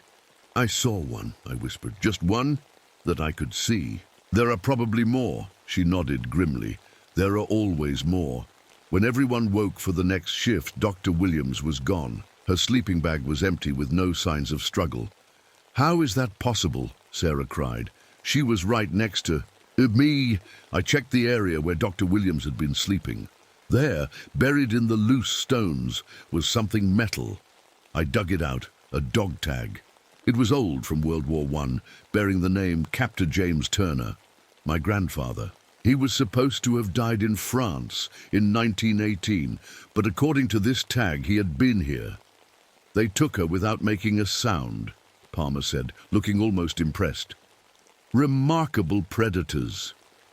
"We need to move," I said, pocketing the dog tag. "Now." We gathered our things quickly. As we were preparing to leave, Sarah screamed. On the cave wall, written in what looked like blood, was a message. "Howard, stay." "How do they know your name?" Sarah asked, her voice trembling. "I don't know. I lied, but I had a terrible suspicion. If my father had stayed down here, had somehow joined these creatures. We found strange tunnels leading upward, perfectly smooth, with handprints showing where the creatures had climbed. The pattern of the tunnels looked familiar to me. Too familiar. These tunnels," I said, examining the construction. "They're using mining techniques I developed, patents I filed years ago." "They've been studying you," Dr. Crane confirmed. "Your work, your life. You're the son of their leader, after all." "My father isn't their leader," I snapped. "Isn't he?" she asked quietly. We continued upward through the tunnels, which opened into a massive chamber that wasn't on any of the cave maps. It was enormous, far larger than any natural formation should be. They dug this, I realized. They expanded the cave system. "Using your mining techniques," Palmer added. In the center of the chamber was a bizarre collection of human items, books, tools, clothing, and personal effects, all arranged with scientific precision. I recognized my own graduate thesis on experimental mining techniques among the papers, a thesis that was never published publicly. "They've been collecting information," Dr. Morris said. "Learning, adapting." Sarah wandered toward a narrow passage, drawn by something shiny. "What's that glinting over there?" Before we could stop her, she leaned into the passage to look closer. A spray of liquid hit her face from the darkness. She stumbled backward, her body going rigid. She fell like a statue, her eyes still moving, terrified. "Sarah!" I rushed to her side. She was completely paralyzed but fully conscious, exactly as described in my father's notes on the crawler's communication fluids. "Don't move," Palmer said, but it wasn't to Sarah. I froze. Behind me, I could hear soft clicking and the sound of something dragging itself across the stone floor. Slowly, I turned. In the dim light of our remaining flashlights stood a crawler. 7 feet tall, with skin so pale it was almost translucent. Its limbs were impossibly long and thin, with too many joints. Its ears were enormous, turning constantly to catch every sound. Where its eyes should have been was just smooth skin, but it was the crawler's mouth that held my attention. Wide and filled with needle-like teeth, dripping with the paralytic fluid that had hit Sarah. And then I saw it, on the creature's neck. A distinctive birthmark in the shape of a crescent moon. Dr. Marcus Wells, my father's research assistant who was reported dead in 1938. My God, I whispered. The creature tilted its head, listening to my voice. Then it made a sound. Not clicking this time, but a raspy approximation of words. How odd to know. It knew my name. It knew who I was, and somehow I knew it had been waiting for me for a very long time. I couldn't move. The creature, once Dr. Marcus Wells, stood before me, its head tilting as it studied me. "You look like James," it rasped, the words coming with obvious difficulty. "My father's name. This thing knew my father. Where is he?" I asked, my voice barely above a whisper. "Where is my father?" Before the crawler could respond, Dr. Morris pulled out a gun I didn't know he had and fired at the creature. The shot echoed deafeningly. In the chamber, the crawler screamed a high, piercing sound that hurt my ears and scrambled up the wall with impossible speed, disappearing into a crack in the ceiling. "What are you doing?" Dr. Crane shouted at Morris. "We need them alive!" "It was about to attack," Morris replied, "but I could tell he was lying." "No, it wasn't," I said. "It was talking to me." All around us, angry clicking sounds filled the chamber, coming from dozens of unseen throats. The shot had alerted others, many others. "We need to move," Palmer said urgently. "Now." "What about Sarah?" I asked, looking at her paralyzed form. Her eyes were wide with fear, tracking our movements. She could see and hear everything, but couldn't move a muscle. "We can't carry her," Dr. Crane said coldly. "The paralysis will wear off in a few hours. If she's lucky, they'll keep her alive until then." "We're not leaving her," I insisted. "Then you're staying with her," Palmer replied, already backing toward an exit tunnel. "But we're going." Dr. Morris looked torn. "Howard, there's nothing we can do for her now. These creatures, they're faster than us, stronger than us, and they know these caves better than we ever will." "Then why did you come down here at all?" I demanded. "To assess the containment," Dr. Crane replied. "To see if the crawlers were still successfully isolated from the outside world. And to retrieve samples," Palmer added with a cold smile. "My company has been very interested in the paralytic compound these creatures produce. Imagine the pharmaceutical applications." So that was it. Palmer represented some pharmaceutical corporation looking to profit from the crawler's adaptations. And the government, through Crane and Morris, wanted to make sure their old experiment remained secret. What about my father?" I asked Dr. Crane. "Is he still alive down here?" Something flashed across her face, hesitation, maybe even fear. "In a manner of speaking." "What does that mean?" "Later," she said. "If we survive, I'll tell you everything then." The clicking sounds were getting closer. We had to move. "I'm sorry, Sarah," I whispered, touching her rigid hand. Her eyes pleaded with me. I pulled off my jacket and covered her with it. "We'll come back for you, I promise." We hurried through a tunnel that sloped upward, hoping it might lead to the surface.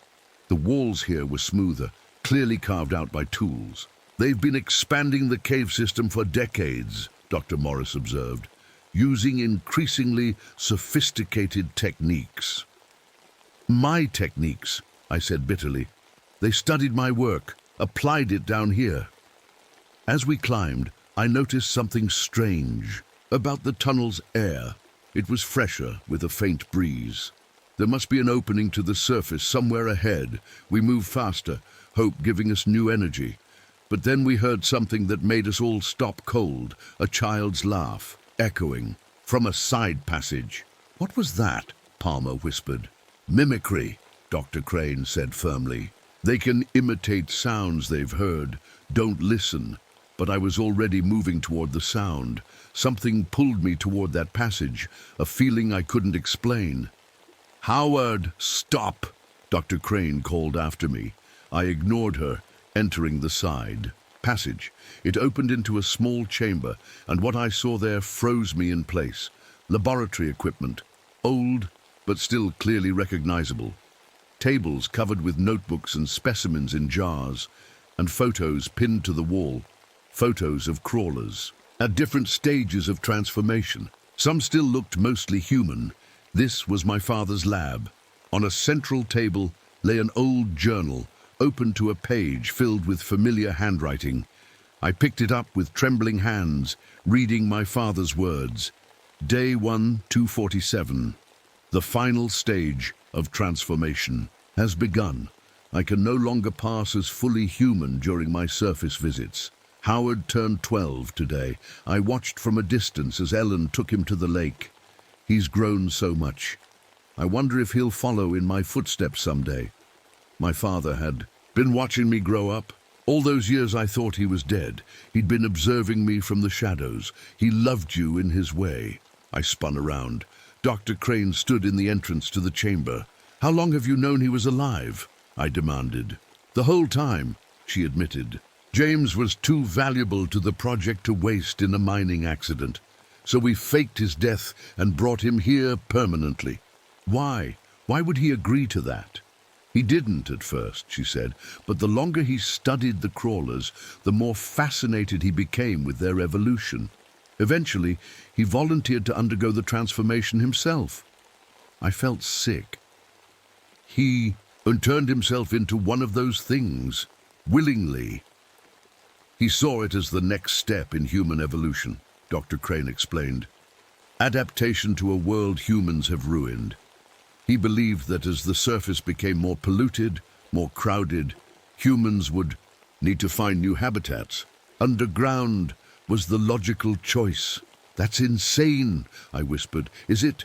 Your father lived twice as long as a normal human. The crawlers can heal injuries that would kill us. They've adapted perfectly to an environment that would kill an ordinary person in days. Something about her tone made me look at her more closely. You admire them.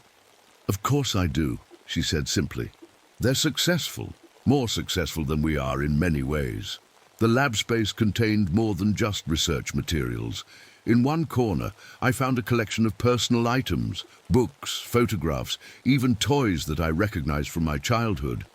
My father had created a shrine to the life he'd left behind, and then I saw it, a photo of me as an adult at my college graduation. A ceremony my father couldn't possibly have attended. He's been watching me my whole life, I realized. He never stopped caring about you, Dr. Crane said. In fact, suddenly the room plunged into darkness as our lights failed simultaneously. The clicking sounds surrounded us, coming from multiple directions. They've found us, Dr. Crane whispered. I fumbled with my backup light, finally getting it to work. Its weak beam showed crawlers entering the chamber from all sides.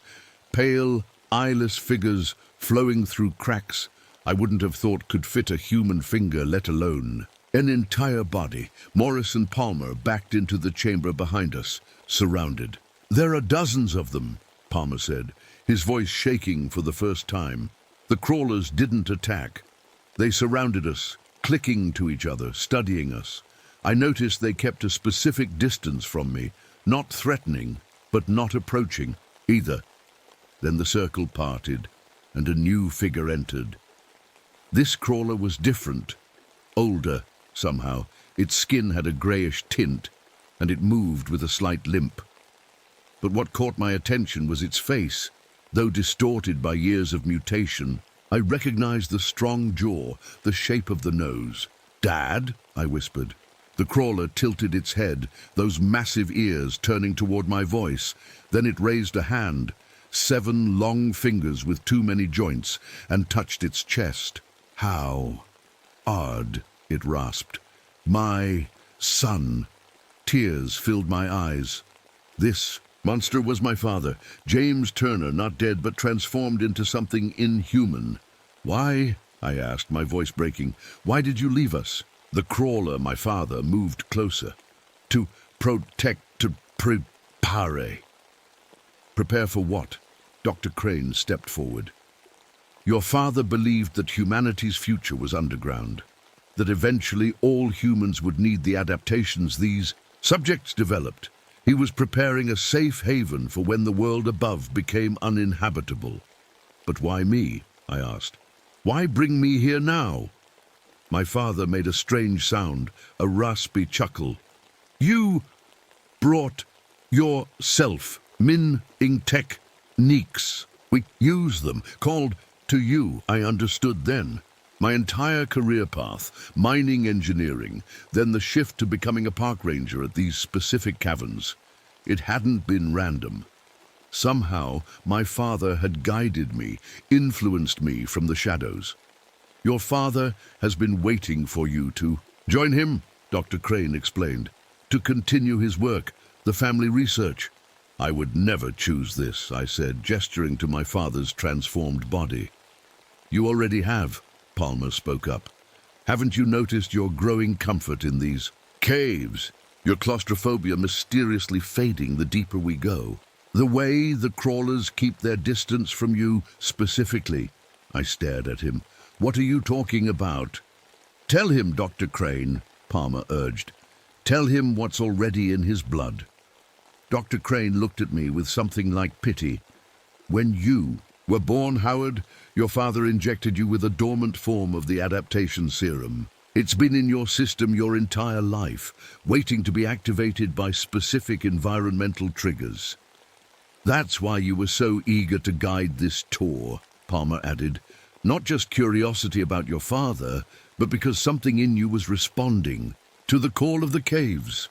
I remembered how my lifelong claustrophobia had mysteriously faded the deeper we went into the cave system. How the crawlers seemed to recognize me, to keep a respectful distance. You're saying I'm already changing. The process has barely begun, Dr. Crane assured me. But yes, your DNA was prepared for this environment before you could even walk. My father moved closer, his twisted hand reaching toward my face. I fought the urge to recoil as those elongated fingers touched my cheek. Continue work, he rasped. Fam, illy, leg, AC. Suddenly, a tremendous boom shook the chamber. Rocks fell from the ceiling as the crawler scattered in panic. What was that? I shouted over the noise. Explosives, Dr. Morris said grimly, checking his watch. Our containment team was instructed to seal the entrance if we didn't return on schedule. They're burying us alive, Palmer cried. Standard protocol for containment breach, Morris replied. Better to lose the research team than risk the crawlers reaching the surface. Another explosion rocked the cave, closer this time. The primary entrance was being systematically collapsed. There's another way out, my father rasped, his speech improving with effort. Water passage, deep, dangerous. Where? I demanded. He pointed to a low tunnel at the far side of the chamber. Through there. Follow the flow.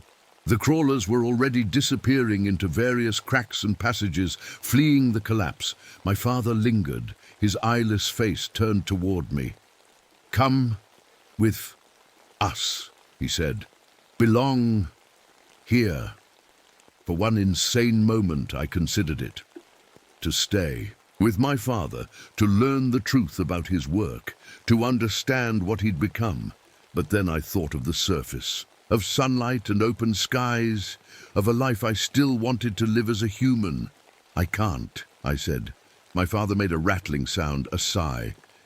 You will soon.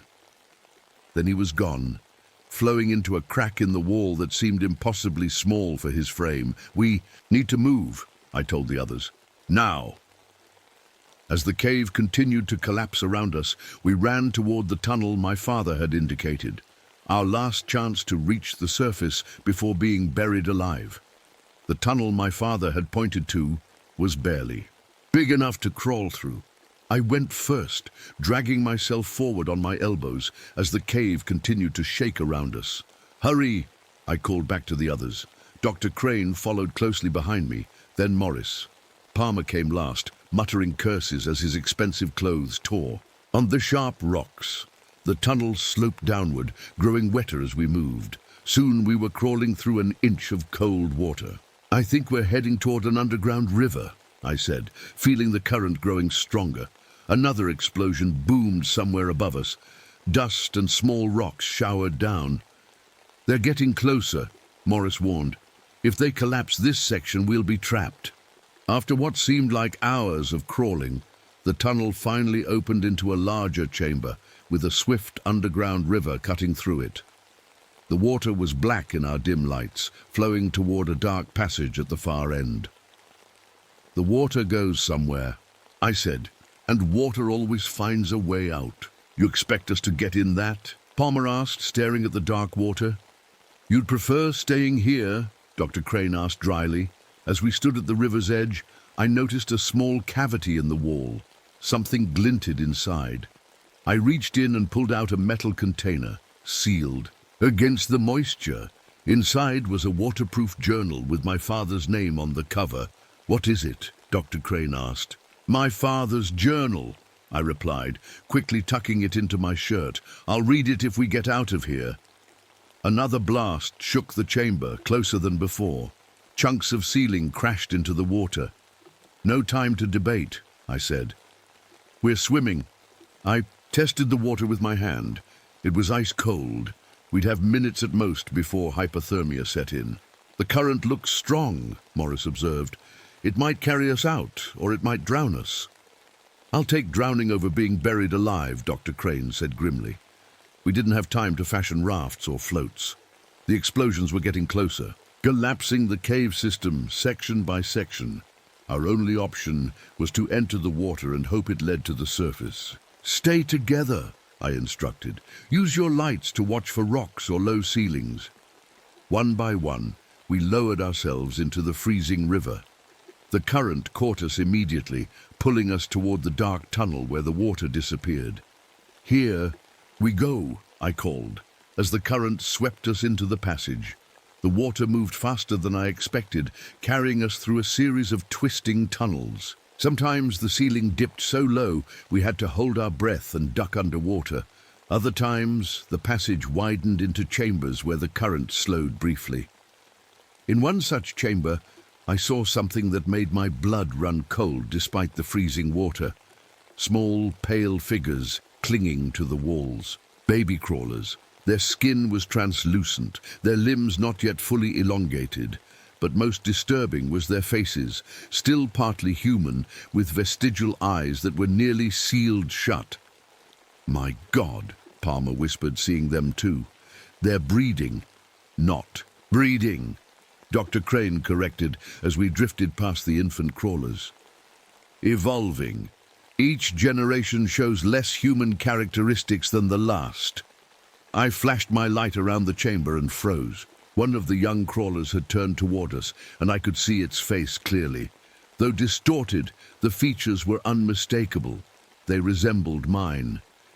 Before I could process this horror, the current caught us again, sweeping us onward through the darkness. The tunnel began to slope more steeply. The water rushed faster, bouncing us against the walls and ceiling. I lost track of the others in the chaos, focusing only on keeping my head above water and my light pointed forward. Then I heard it, a roaring sound ahead. "Underground waterfall," I shouted, hoping the others could hear me. "Brace yourselves!" The river dropped away beneath us. We fell through darkness, crashing into a deep pool below. The impact knocked the air from my lungs. I kicked desperately toward what I hoped was the surface, my lungs burning. I broke the surface with a gasp, coughing and sputtering. My light was still miraculously working, its beam cutting through the darkness. We were in an enormous cavern with a high ceiling. The water here was calmer, flowing gently toward what looked like a low passage. Dr. Crane? Morris? Palmer? I called, sweeping my light across the water. Dr. Crane's head appeared nearby, then Morris. Of Palmer there was no sign. "Where's Palmer?" I asked. As if in answer, pale hands broke the surface of the water, dragging a thrashing Palmer downward. He screamed once before disappearing beneath the black water. "Swim!" I shouted to the others. "Now!" We struck out for the passage where the water flowed outward. Behind us, the surface of the pool churned as multiple crawlers moved beneath it. They were hunting us in their element now. As we neared the passage, I saw Palmer surface once. More, his face a mask of terror. Then I caught a glimpse of my father's distinctive eyes in the crawler that dragged him down again. We reached the low passage and let the current carry us through. It was tight, barely enough space between water and ceiling to breathe.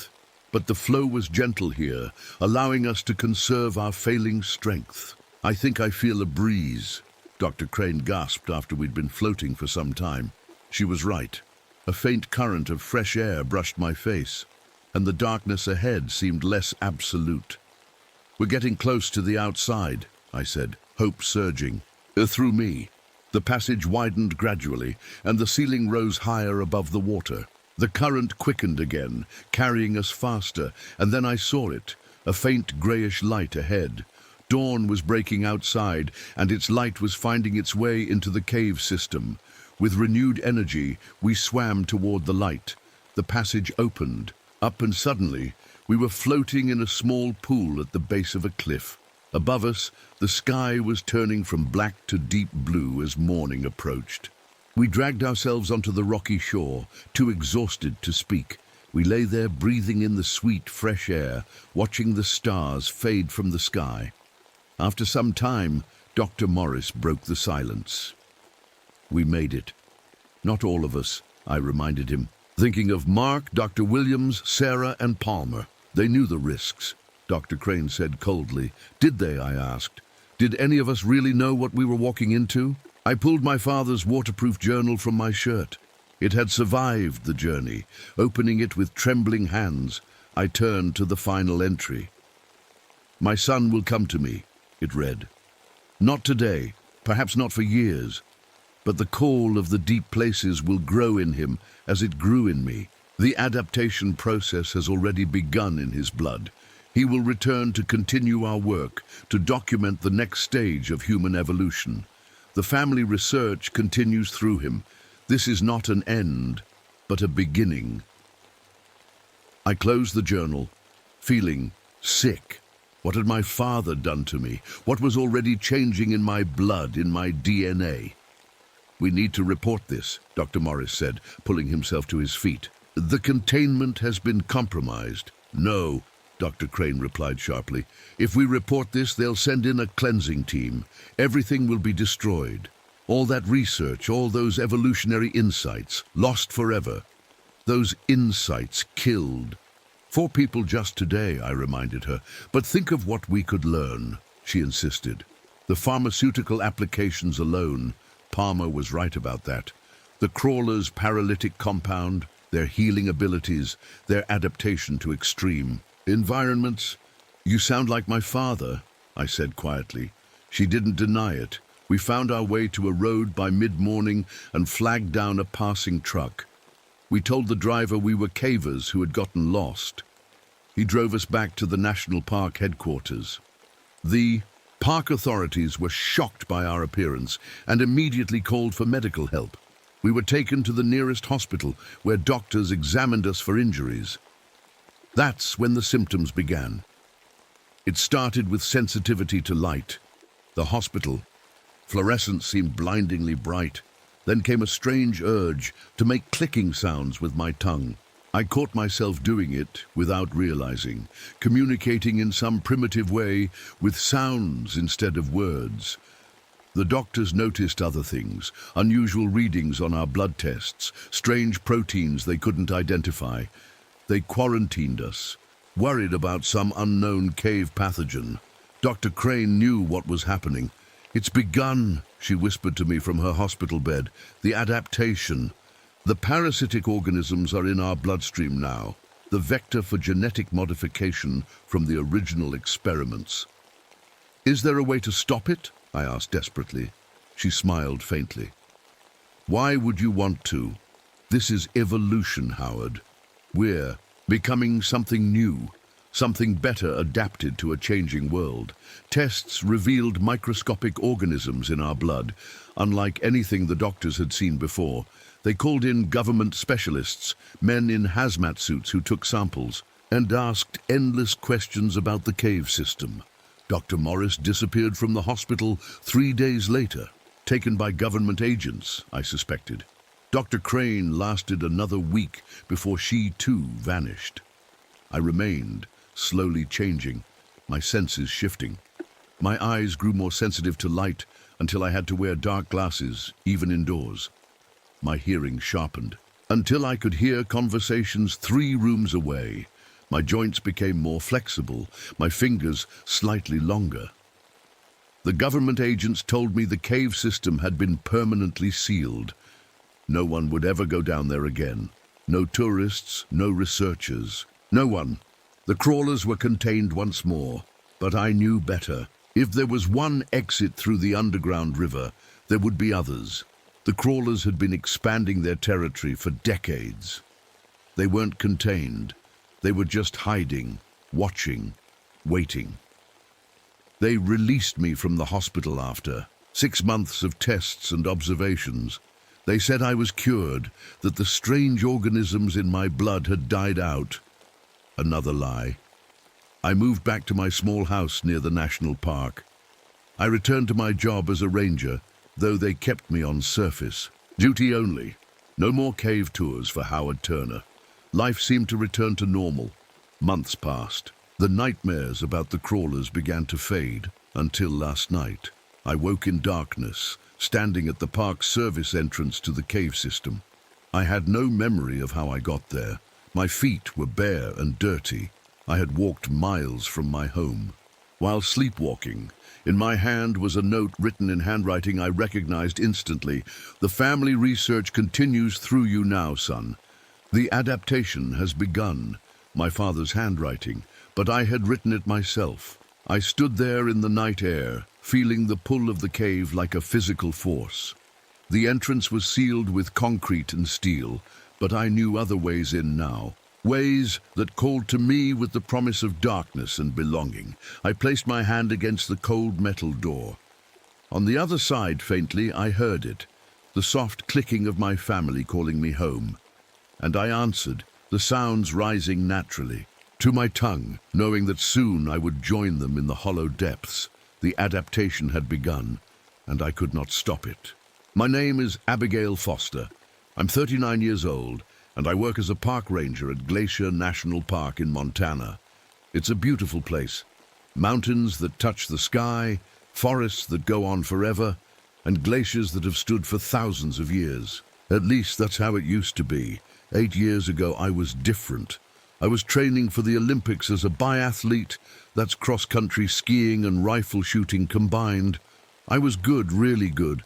My team and I were training in these same mountains when everything changed. An avalanche hit us. I was the only one who survived. I found shelter in a cave with strange markings on the walls. As I sat there, freezing and scared, I prayed to whatever was listening. "Please, just let me." "Live," something answered. I didn't know it then, but now I'm starting to understand what happened that day. Winter patrol is my job now. This season has been strange, colder than usual, with storm patterns that don't make sense. The weird thing is, I've been having nightmares about these exact weather patterns. It's like my dreams are showing me where the storms will hit before they happen. I haven't told anyone about this. They'd think I'm crazy. This morning I found something that still makes my hands shake when I think about it. A Vox, perfectly preserved in ice. But it wasn't just frozen. It was caught mid-run, like it had been flash frozen in an instant. Its eyes were open, still looking afraid. When I radioed it in, they sent a science team. The guy in charge looked at me funny when he examined it. "This isn't possible," he said. "The cellular preservation, it's like nothing we've seen before." But I had seen it before. My teammates' bodies showed the same impossible preservation. The medical examiners couldn't explain it. I remember one of them whispering to another, "It's like they were frozen from the inside out." The weather equipment is going crazy too. Yesterday, our sensors recorded a temperature drop of 50 degrees in just seconds. Not across the whole park, just in specific spots. When I mapped them out, they formed a pattern that made my blood run cold. It matched exactly the drawings I'd photographed in that cave 8 years ago. I've kept those photos hidden. I don't know why. Something tells me I need to keep them secret. This afternoon, I ran into some Blackfeet tribe members. They were talking to the park director about the geological surveys happening near the eastern glaciers. When they saw me, they stopped talking. One of the elders, a man with deep lines in his face and eyes that seemed to look right through me, approached. "You are the marked one," he said, "the one who survived." I didn't know what to say. How did he know about me? "You should not be here when the ice wakes," he continued. "The winter spirit is stirring." The park director laughed it off, but I couldn't, because just that morning I had found something else. Paw prints in the snow. Wolf prints, but huge, 3 times bigger than any wolf I've ever tracked. And the strangest thing, the snow around the prints was still frozen solid, radiating cold like a freezer with the door open. It had been there for days, not melting. Even in the afternoon sun, I've seen a print like this before, near where my teammates died. One single massive paw print that no one could explain. It wasn't in any official reports, just disappeared. My patrol partner, Jack Whitmore, has been acting weird lately. He's been taking pictures of ice formations, not normal ones, but strange crystalline structures that form in perfect geometric patterns. When he showed me, my stomach dropped. They looked exactly like the frost patterns that formed on my skin after I was rescued. The doctors called it unusual frost damage and took pictures for their records. Yesterday, all our radios picked up a strange sound, a howling that made the hair on my neck stand up. When we checked the equipment afterward, every radio was covered in a thin layer of frost from the inside. The tech guy said it was impossible. He ran the audio through some analysis program. Later, he pulled me aside. "Ranger Foster, this is going to sound crazy, but these frequencies, they match human brainwave patterns, specifically delta waves associated with deep nightmares." I didn't tell him they match my nightmares. This morning was the worst yet. We found a hiker standing upright in a clearing, frozen solid. His expression was exactly the same as my teammates. The exact same look of recognition and terror, like they saw something familiar before they died. When we took his core temperature, the reading was so low the equipment couldn't register it. One of the scientists whispered something about absolute cellular preservation temperature. I've heard those words before. In some documents I found in my Olympic medical file, they were marked Project Sentinel Cold Adaptation Study. I wasn't supposed to see them. Now I'm sitting in my cabin, watching the snow fall in perfect circles. Outside my window, the wind is blowing hard from the west, but the snow is falling in spirals that don't follow the wind at all. They're making symbols in the snow, the same symbols I find myself drawing without thinking when it gets really cold. Something is happening in Glacier National Park. Something connected to my survival, to that cave, to the prayer I made 8 years ago, and I'm starting to think that whatever saved me that day is coming to collect its due. I couldn't sleep last night. The wind kept howling outside my cabin, sounding almost like words. When I finally did drift off, Jack Whitmore was in my dreams. He was standing in a field of snow, telling me about a wolf that swallowed the sun. The strangest part, when I met him for morning patrol, he looked tired too. "Had the weirdest dream," he said, rubbing his eyes. "There was this massive wolf, bigger than a house. It was eating the sun and everything went dark and cold. My coffee cup almost slipped from my hand. That was my nightmare. The exact same one I've had for 8 years. I've never told anyone about it. Just a dream," I said, trying to keep my voice steady. But we both knew it wasn't. We were checking the Eastern Trail when Jack pointed to something on a tree. Someone had carved symbols into the bark, a huge wolf-like creature surrounded by swirling patterns. My hand moved to my hip without thinking. Under my uniform, I have scars from the frostbite I got during the avalanche. They form the exact same pattern. The doctors couldn't explain it. "These don't look like normal frostbite scars," they said. "They're too deliberate." As we continued our patrol, we noticed something odd. The forest was quiet, too quiet.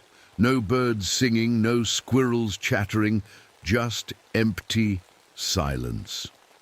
"The animals are gone," Jack said, looking around. "All of them." I remembered something from 8 years ago.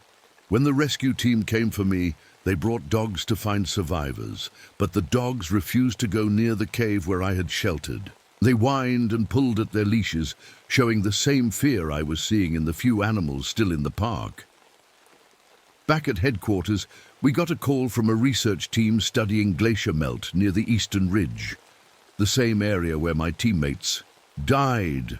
They were panicking, their voices breaking up over the radio. "Something's moving in the ice," one of them said. "There are eyes watching us from inside the glacier." Then the radio went dead. A blizzard hit as we prepared the rescue team. The snow was falling so thick I could barely see my hand in front of my face. That's when I saw it, a massive shadow moving through the white. It looked like a wolf, but it was the size of a small building. For a second, it turned toward me, and I recognized it. It was the same shadow I saw when I was dying of cold in that cave, what I thought was a hallucination from the hypothermia. I called it my shadow protector in my head. When we finally reached the research camp, everything was frozen solid. The tents, equipment, even a mug of coffee with steam still rising, all perfectly preserved in ice. It was exactly like the scene where my teammates died. The position of the bodies, the arrangement of equipment, an exact copy. Jack found their camera. When we played back the footage, my blood went cold. The freeze happened in seconds, but there was something else. A single frame showed me standing at the camp right before everything froze. But that's impossible.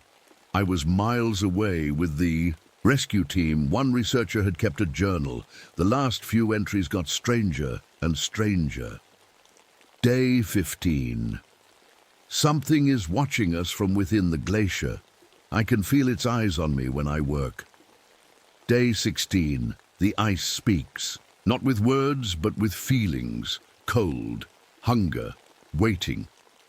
The final page was a drawing, a perfect sketch of me, but with wolf eyes. The researcher had never met me. On our way back, Jack spotted something strange. Ice formations that looked like they were built deliberately. They formed perfect columns and arches, pointing to specific stars in the sky. "These mark the winter solstice," Jack said, his voice oddly flat. 3 days from now." I stared at him. "How do you know that?" He blinked like he was waking up. I don't know. I just do." When we got back to headquarters, Jack disappeared for a few hours. I found him in the equipment shed, hunched over a collection of ice shards. He had been gathering them from each freezing site we'd found. "They contain memories," he whispered, holding one up to the light. "Look, when I looked through the crystal, I saw flashes of the cave where I had sheltered. Details I had never told anyone. The exact pattern of the drawings. The small crack in the ceiling that looked like a howling wolf. The way the ice had formed around my hands as I prayed. How is this possible?" I asked, my voice shaking. Jack just shook his head. Later that night, I noticed something strange. Despite the temperature dropping to 20 below zero, I wasn't cold. I put my hand in a bucket of snow and nothing, no pain, no numbness. My skin just turned slightly blue like it was absorbing the cold. I went to the medical station and checked my temperature. It was 90 degrees, hypothermic for a normal person, but I felt fine, better than fine. I felt strong. The next morning, a helicopter arrived with a specialist team sent by the National Park Service. As they climbed out, I recognized one of them. A woman with sharp eyes and silver-streaked hair, Dr. Eleanor Crane. I had seen her photo in my Olympic medical files, standing next to my biathlon coach. The strange thing, in that photo from 8 years ago, she looked exactly the same as she did now. She hadn't aged a day. When she saw me watching her, she smiled. Not a warm smile, but the kind a scientist gives when looking at an interesting specimen. "Ranger Foster," she said, "we finally meet in person." Those words sent a chill through me that even my new cold immunity couldn't block. What did she mean, finally? And why was she here now, when everything was falling apart? Little did I know, things were about to get much, much worse. Dr. Crane's team set up their equipment in the main ranger station. On Guy, Dr. Mendez had all kinds of machines that measured heat and cold. He showed me readings from the frozen sites. "This shouldn't be possible," he said, pointing to the sharp lines on his computer screen. "To freeze something this fast would take more energy than a lightning bolt. It's like something is sucking all the heat out at once."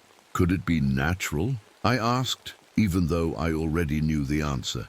He shook his head. "The only way this works is if something is taking the heat energy from living things. That's why the bodies are so perfectly preserved. Their own heat energy is being harvested to freeze them." A chill ran down my spine. I remembered how cold I felt in that cave, like my warmth was being pulled out through my skin. That night, I couldn't sleep. I kept seeing blue lights moving between the trees outside my window. I grabbed my coat and followed them, knowing I should call for backup, but somehow unable to stop myself. The lights led me deep into the forest, to the base of the glacier where I had survived 8 years ago. The ice had melted back dramatically since then, climate change eating away at the ancient frozen wall. There was an opening now that hadn't been there before, a dark mouth in the ice. I should have been scared, but I wasn't. Something was pulling me forward like a fish on a hook. Inside, the ice cave opened up into a massive chamber. The walls glowed with a faint blue light, and I could see the drawings better now. Huge wolves chasing the sun, people kneeling before them, spirals of cold moving between them. But what made me gasp were the bodies. They were everywhere, frozen in the walls of the cave. Men and women from different times. Some wearing old-fashioned clothes from 100 years ago, others in more modern gear. All perfectly preserved, all arranged in the same position, kneeling with their arms outstretched, like they were offering something. Exactly how they found my teammates. I backed away and bumped into something. Jack. His eyes looked strange in the blue light, reflective, like a wolf's. "You shouldn't be here," he said, but his voice didn't sound angry. It sounded sad. "What is this place?" I whispered. "A feeding ground," he said. "A prison, a shrine. It depends who you ask." He showed me what he'd been hiding, a bag full of ice shards collected from all over the park. They glowed faintly in the dark. "These protect me," he said. "They have pieces of you in them. Your memories from that day. Whatever deal you made, it left a mark." "What deal?" "I didn't make any deal." "You prayed for survival," he said simply. Something answered. Back at headquarters, the team was in a frenzy. Their indigenous guide, a man named Thomas, was explaining something to Dr. Crane with urgent gestures. "The Amarok is waking," he said when I walked in, "earlier than the cycle allows." "What cycle?" I asked. He turned to me, his eyes widening slightly when he saw me. "Every 87 years, the winter spirit stirs, but it's early this time. The ice that holds it is melting." I did the math in my head and felt sick. My accident happened exactly 87 years after the last documented freezing incident in the park. Dr. Crane nodded, like this confirmed something. "Climate change is accelerating the cycle," she said. "The binding ice is weakening." I found old ranger logs from 1908 that described exactly what was happening now. Animals frozen in place, strange ice formations, blue lights in the forest. There had been one survivor back then, too, a ranger who showed unusual resistance to cold afterward. The logs mentioned strange markings on his skin, identical to my scars. When I went to check on Jack, his room was empty. But on his desk was a strange arrangement, ice shards placed in a circle around animal bones. I recognized the pattern instantly. It was the same arrangement I found myself making with sticks and stones when I got too cold, a pattern I didn't understand but somehow needed to complete. Dr. Mendez burst into the room, clutching a thermal imaging device. "There's something out there," he said, his voice shaking. "Something big. It's moving through the trees about a mile from here. The temperature around it is negative 70 degrees, but the thing itself it's like a heat sink, pulling in all the warmth around it. On his screen I could see a cold wake spreading out behind whatever was moving through the forest. The pattern of the wake looked familiar. It matched exactly the temperature pattern my body made when I got too cold, like a signature in the snow. That night, strange things started happening. Ice formed in impossible ways, flowing uphill, making perfect geometric shapes that matched the scars on my skin. The scars themselves were changing, fading and reappearing with the phases of the moon. The radio crackled to life at 3 a.m., making everyone jump. A voice came through, old and scratchy like a bad recording. "Grid coordinates follow for active zones," it said. Then it read out a series of numbers. When we mapped them, they formed a perfect circle with points marking every freezing incident. The center of the circle was the cave where I had survived. The radio technician looked pale. That transmission, it's identical to one sent by Ranger William Cooper in 1908. Before dawn, 3 members of Dr. Crane's team went missing.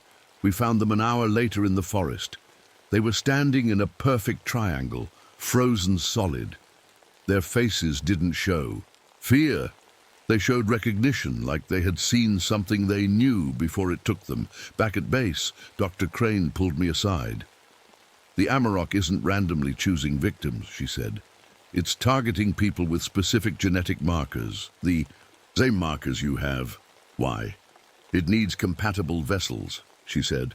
"Think of it like a parasite that can only live in certain hosts." "But why me? Why my teammates?" She hesitated. "Your Olympic team wasn't randomly chosen for that training location. Project Sentinel had been monitoring all of you for genetic compatibility." I felt like I'd been punched. "You knew? You sent us there?" "We didn't know the Amarok would wake early," she said. "Climate change accelerated everything. The glacier melt exposed its prison decades before our models predicted. Before I could process this." Jack stumbled into the room. His skin was pale with blue veins visible underneath, and ice crystals were forming on his eyelashes. "I can't control it," he gasped. "I keep blacking out. I wake up miles away with no memory of how I got there." I noticed fresh ice crystals growing on his skin in patterns that matched my scars exactly. "What's happening to him?" I asked. Thomas, the indigenous guide, stepped forward. "The Amarok is trying to establish a connection, a secondary vessel. Can we stop it?" He nodded grimly. "There's a ritual. It's dangerous, but it might break the link." As he prepared, I caught a glimpse of myself in a window reflection. For a split second, my eyes flashed with the same reflective quality as Jack's, like a wolf's eyes catching the light. What was I becoming? And was it already too late to stop it? Thomas worked quickly, setting up a small fire in the middle of the room. Jack sat on the floor, shivering despite the heat. Ice crystals formed and melted on his skin in a constant cycle. "What's happening to him?" I asked. "The winter spirit is trying to use him," Thomas said. "Just like it's using you, but in a different way." I watched as Thomas burned herbs that filled the room with sweet smoke. He chanted in a language I didn't understand, but somehow the words felt familiar. Suddenly, Jack stood up. His movements were stiff, like someone else was controlling his body. His eyes had gone completely reflective, like mirrors. With jerky steps, he began arranging the furniture in the room into a pattern. With a shock, I recognized what he was making. It was the same altar I had unknowingly created in the cave when I was desperate and praying for survival. An offering table. "Stop him," Thomas said urgently. "He's creating a gateway." I grabbed Jack's arm. His skin was ice cold, like touching a frozen pole. He turned to look at me, but it wasn't Jack behind those eyes anymore. "The marked one," he said in a voice that wasn't his. "The vessel returns." Thomas threw something into the fire that made it flare up. Jack screamed, a howling, inhuman sound, and collapsed. For a few minutes, no one moved. Then Jack groaned and sat up, looking dazed but normal again. "What happened?" he asked, his voice his own again. Thomas looked grim. "I broke the connection, but it won't last. The Amarok is getting stronger as the solstice approaches." "What did I do?" Jack asked. "You were building an altar," I said. "The same one I made in the cave without knowing it." Thomas nodded. "When you prayed for survival in that cave, you offered something in return, not with words, but with intent. The Amarok accepted your offering." "What did I offer?" My voice was barely a whisper. "Future warmth," he said. "Life energy, not just yours but others. A spiritual exchange, your life then for other lives later." The room felt suddenly cold. "My teammates," I said, the truth dawning on me. "They were the payment." Thomas nodded sadly. "The first payment. Now it's hungry again." Outside, the sun was setting. The winter solstice was tomorrow. Dr. Crane gathered. Everyone in the main room. "All non-essential personnel need to evacuate immediately," she said. "Helicopters are on their way." "What about the people in the park?" I asked. "There are still campers out there. We've sent rangers to evacuate them," she said. "But our priority now is containing the entity." Jack's eyes had developed a permanent reflective quality, catching the light like a wolf's. I avoided looking at mirrors, knowing my eyes were changing too, becoming less human with each passing hour. As darkness fell, the temperature dropped. Suddenly, the heating system sputtered and died. Every piece of electronic equipment froze over and stopped working. "It's starting," Dr. Crane said. "The solstice window is opening early." I could feel it too, a pulling sensation in my chest, like something was tugging on an invisible rope connected to my heart. We gathered what emergency supplies we could. Flares, propane heaters, anything that could generate heat. Then we waited. The first sign was the silence. All sound seemed to vanish, like the air itself had frozen. Then came the cold. Not the regular winter cold, but something deeper that cut right through our layers of clothing. Jack was the first to see it. He pointed out the window wordlessly. There, at the edge of the trees, stood a wolf.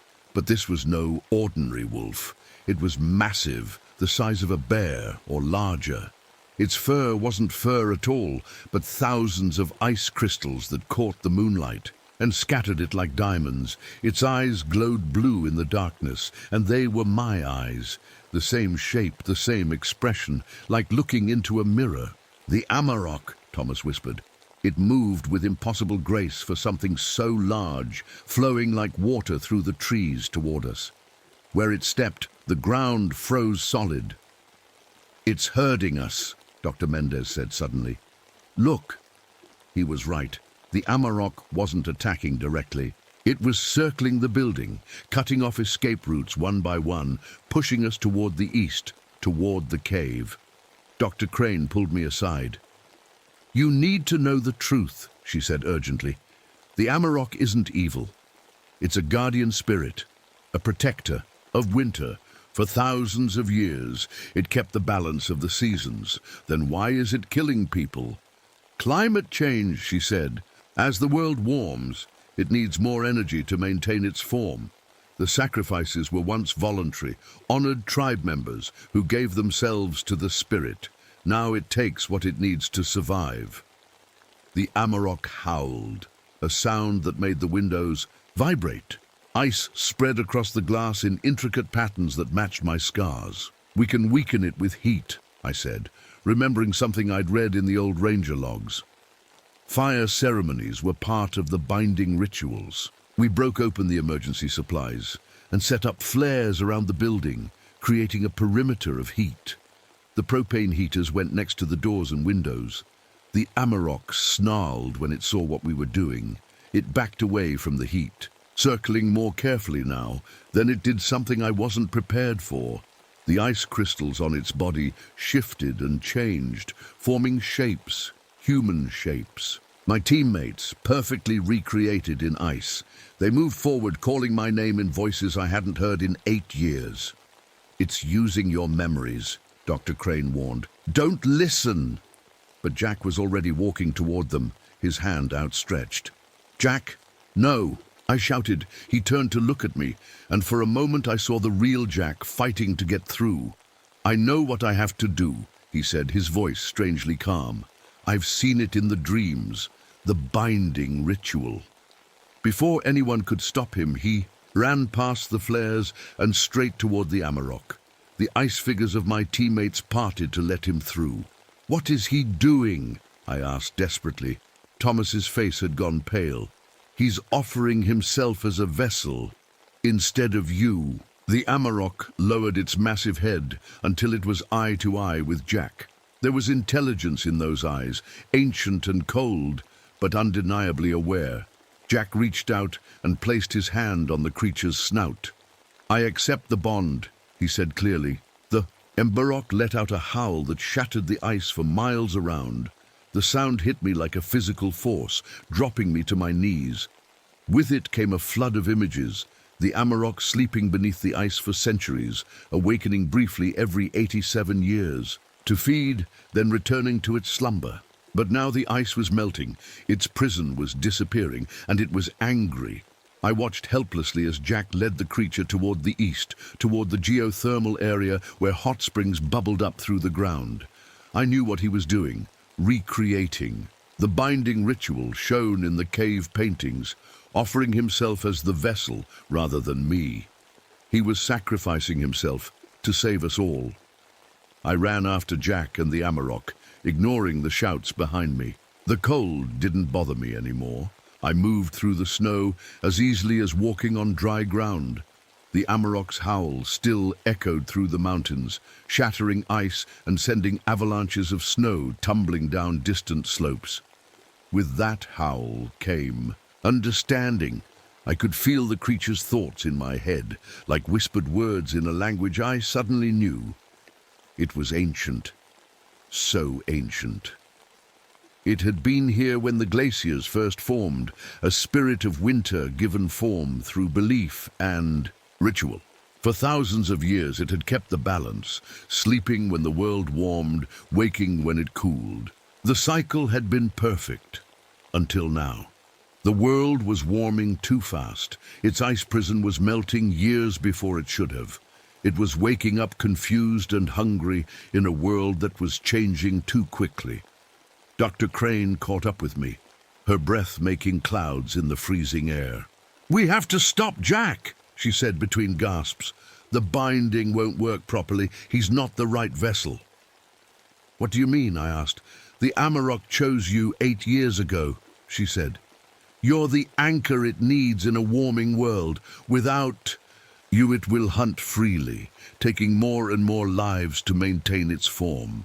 "You knew about this," I said, the truth finally clicking into place. "You sent my team to that mountain on purpose." She didn't deny it. "Project Sentinel monitors supernatural disruptions caused by environmental changes. The Amarok is just one of many ancient entities affected by climate change. We've been tracking it for decades." "So my teammates were what? Sacrifices?" "Potential vessels," she corrected. "We didn't know which one the Amarok would choose. It chose you." I thought of my teammates frozen in the snow, their faces in that moment of recognition and terror. They had been used. Ahead, Jack and the Amarok had reached the geothermal area. Steam rose from hot springs, creating a ghostly landscape of ice and mist.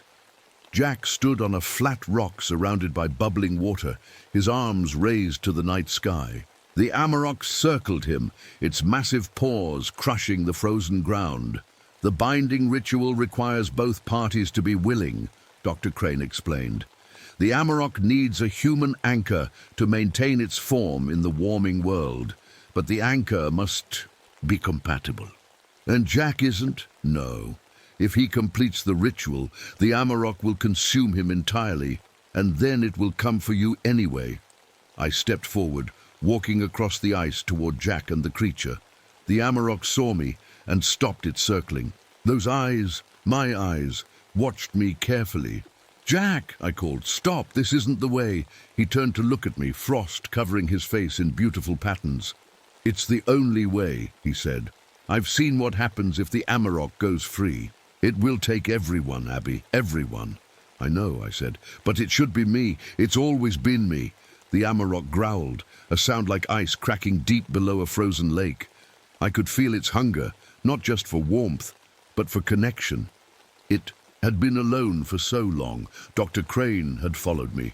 "If you complete the binding, you'll sacrifice your humanity," she warned. "You'll become a guardian, neither human nor spirit." "What's the alternative?" I asked. "Let it hunt," she said simply. "Let it take what it needs to survive. We can manage the casualties, keep them to a minimum." The coldness in her voice shocked me. This was the real face of Project Sentinel, willing to sacrifice a few to maintain. "Control!" The Amarok growled again, this time with anger. It had heard her thoughts through our connection. It lunged toward Dr. Crane, moving faster than seemed possible for something so large. "No!" I shouted. Surprisingly, it stopped. It turned those glowing eyes toward me, waiting. In that moment, I understood the real choice, not whether to bind the Amarok or let it go free, but how to bind it. The ancient rituals had always been about surrender, the human vessel giving up their will to the spirit. But what if there was another way? I stepped forward until I was face to face with the massive wolf. This close, I could see that its ice crystal fur contained thousands of tiny scenes, memories of winters past, of humans who had come before me. "I accept the bond," I said clearly, "but on my terms." The Amarok tilted its head, curious. "Not surrender," I continued. "Partnership, balance, like it was meant to be." I reached out and placed my hand on its snout, just as Jack had done. But instead of letting it take control, I pushed back with my mind, with my will. I showed it my memories, my life, who I was, who I could still be. For a moment, nothing happened. Then the Amarok let out a different kind of howl. Not angry or hungry, but something almost like surprise. Light exploded around us, blinding in its intensity. I felt cold seeping into my bones, into my blood, into my very cells. But it wasn't a painful cold. It was like coming home. The light faded slowly. Where the Amarok had stood, there was nothing but swirling snow that slowly settled to the ground. Jack was kneeling, gasping for breath, but alive. The frost was gone from his skin. Dr. Crane approached cautiously. "What did you do?" I looked down at my hands. Blue veins showed clearly beneath my pale skin, and frost patterns swirled across. My fingers, not frozen to my skin, but somehow part of it. "I changed the terms," I said. "Integration, not submission." I could feel the Amarok inside me now, its consciousness entwined with mine, not fighting for control, but working with me. Ancient knowledge flowed into my mind, the patterns of winters past, the cycles of ice and thaw that had governed the world for millennia. In the days that followed, I discovered what this new partnership meant. I could still be human, feel emotions, have relationships, live a normal life. But I could also sense the cold in ways no one else could. I could see the patterns of winter forming weeks before they happened. And sometimes, when I was alone, in the forest at night, I could call the cold to me, shape it, direct it. Dr. Crane wanted me to join Project Sentinel officially. "There are other entities awakening as the climate changes," she explained. "Fire spirits in drought-stricken forests, water guardians in rising seas. They'll need anchors too." I agreed, but with conditions. No more sacrifices, no more using people without their knowledge. If Sentinel wanted my help, they would have to change how they operated. 1 month later, I sat in Dr. Crane's office, while she prepared her final report. Foster integration successful, she dictated. Transformations stable through seasonal cycles. Subject retains human autonomy while channeling entity capabilities. She looked up at me, her eyes calculating but respectful. What should I recommend for the other elemental bindings? As climate change accelerates, we'll see more awakening events. I thought about it, feeling the Amarok's ancient wisdom flowing through me. Recommend similar approach, partnership, not domination. We need to relearn how to live with these entities, not control them. Outside, snow was falling. Perfect, ordinary snow, following the wind patterns exactly as it should. For now the balance was restored. The winter spirit had its anchor in a warming world. As for me, I still work as a park ranger at Glacier National Park. I still lead winter patrols, but now I do it with eyes that can see into both worlds, the world of humans and the world of ancient spirits. My skin still bears the frost patterns, fading in summer and darkening in winter. And sometimes, when the moon is full and the night is clear, I run with a shadow through the snow, a shadow the size of a small building, with ice crystal fur and eyes just like mine. I am Abigail Foster. I am the winter's guardian, and as long as I live, the balance will be maintained. Even as the world warms, winter will have its due.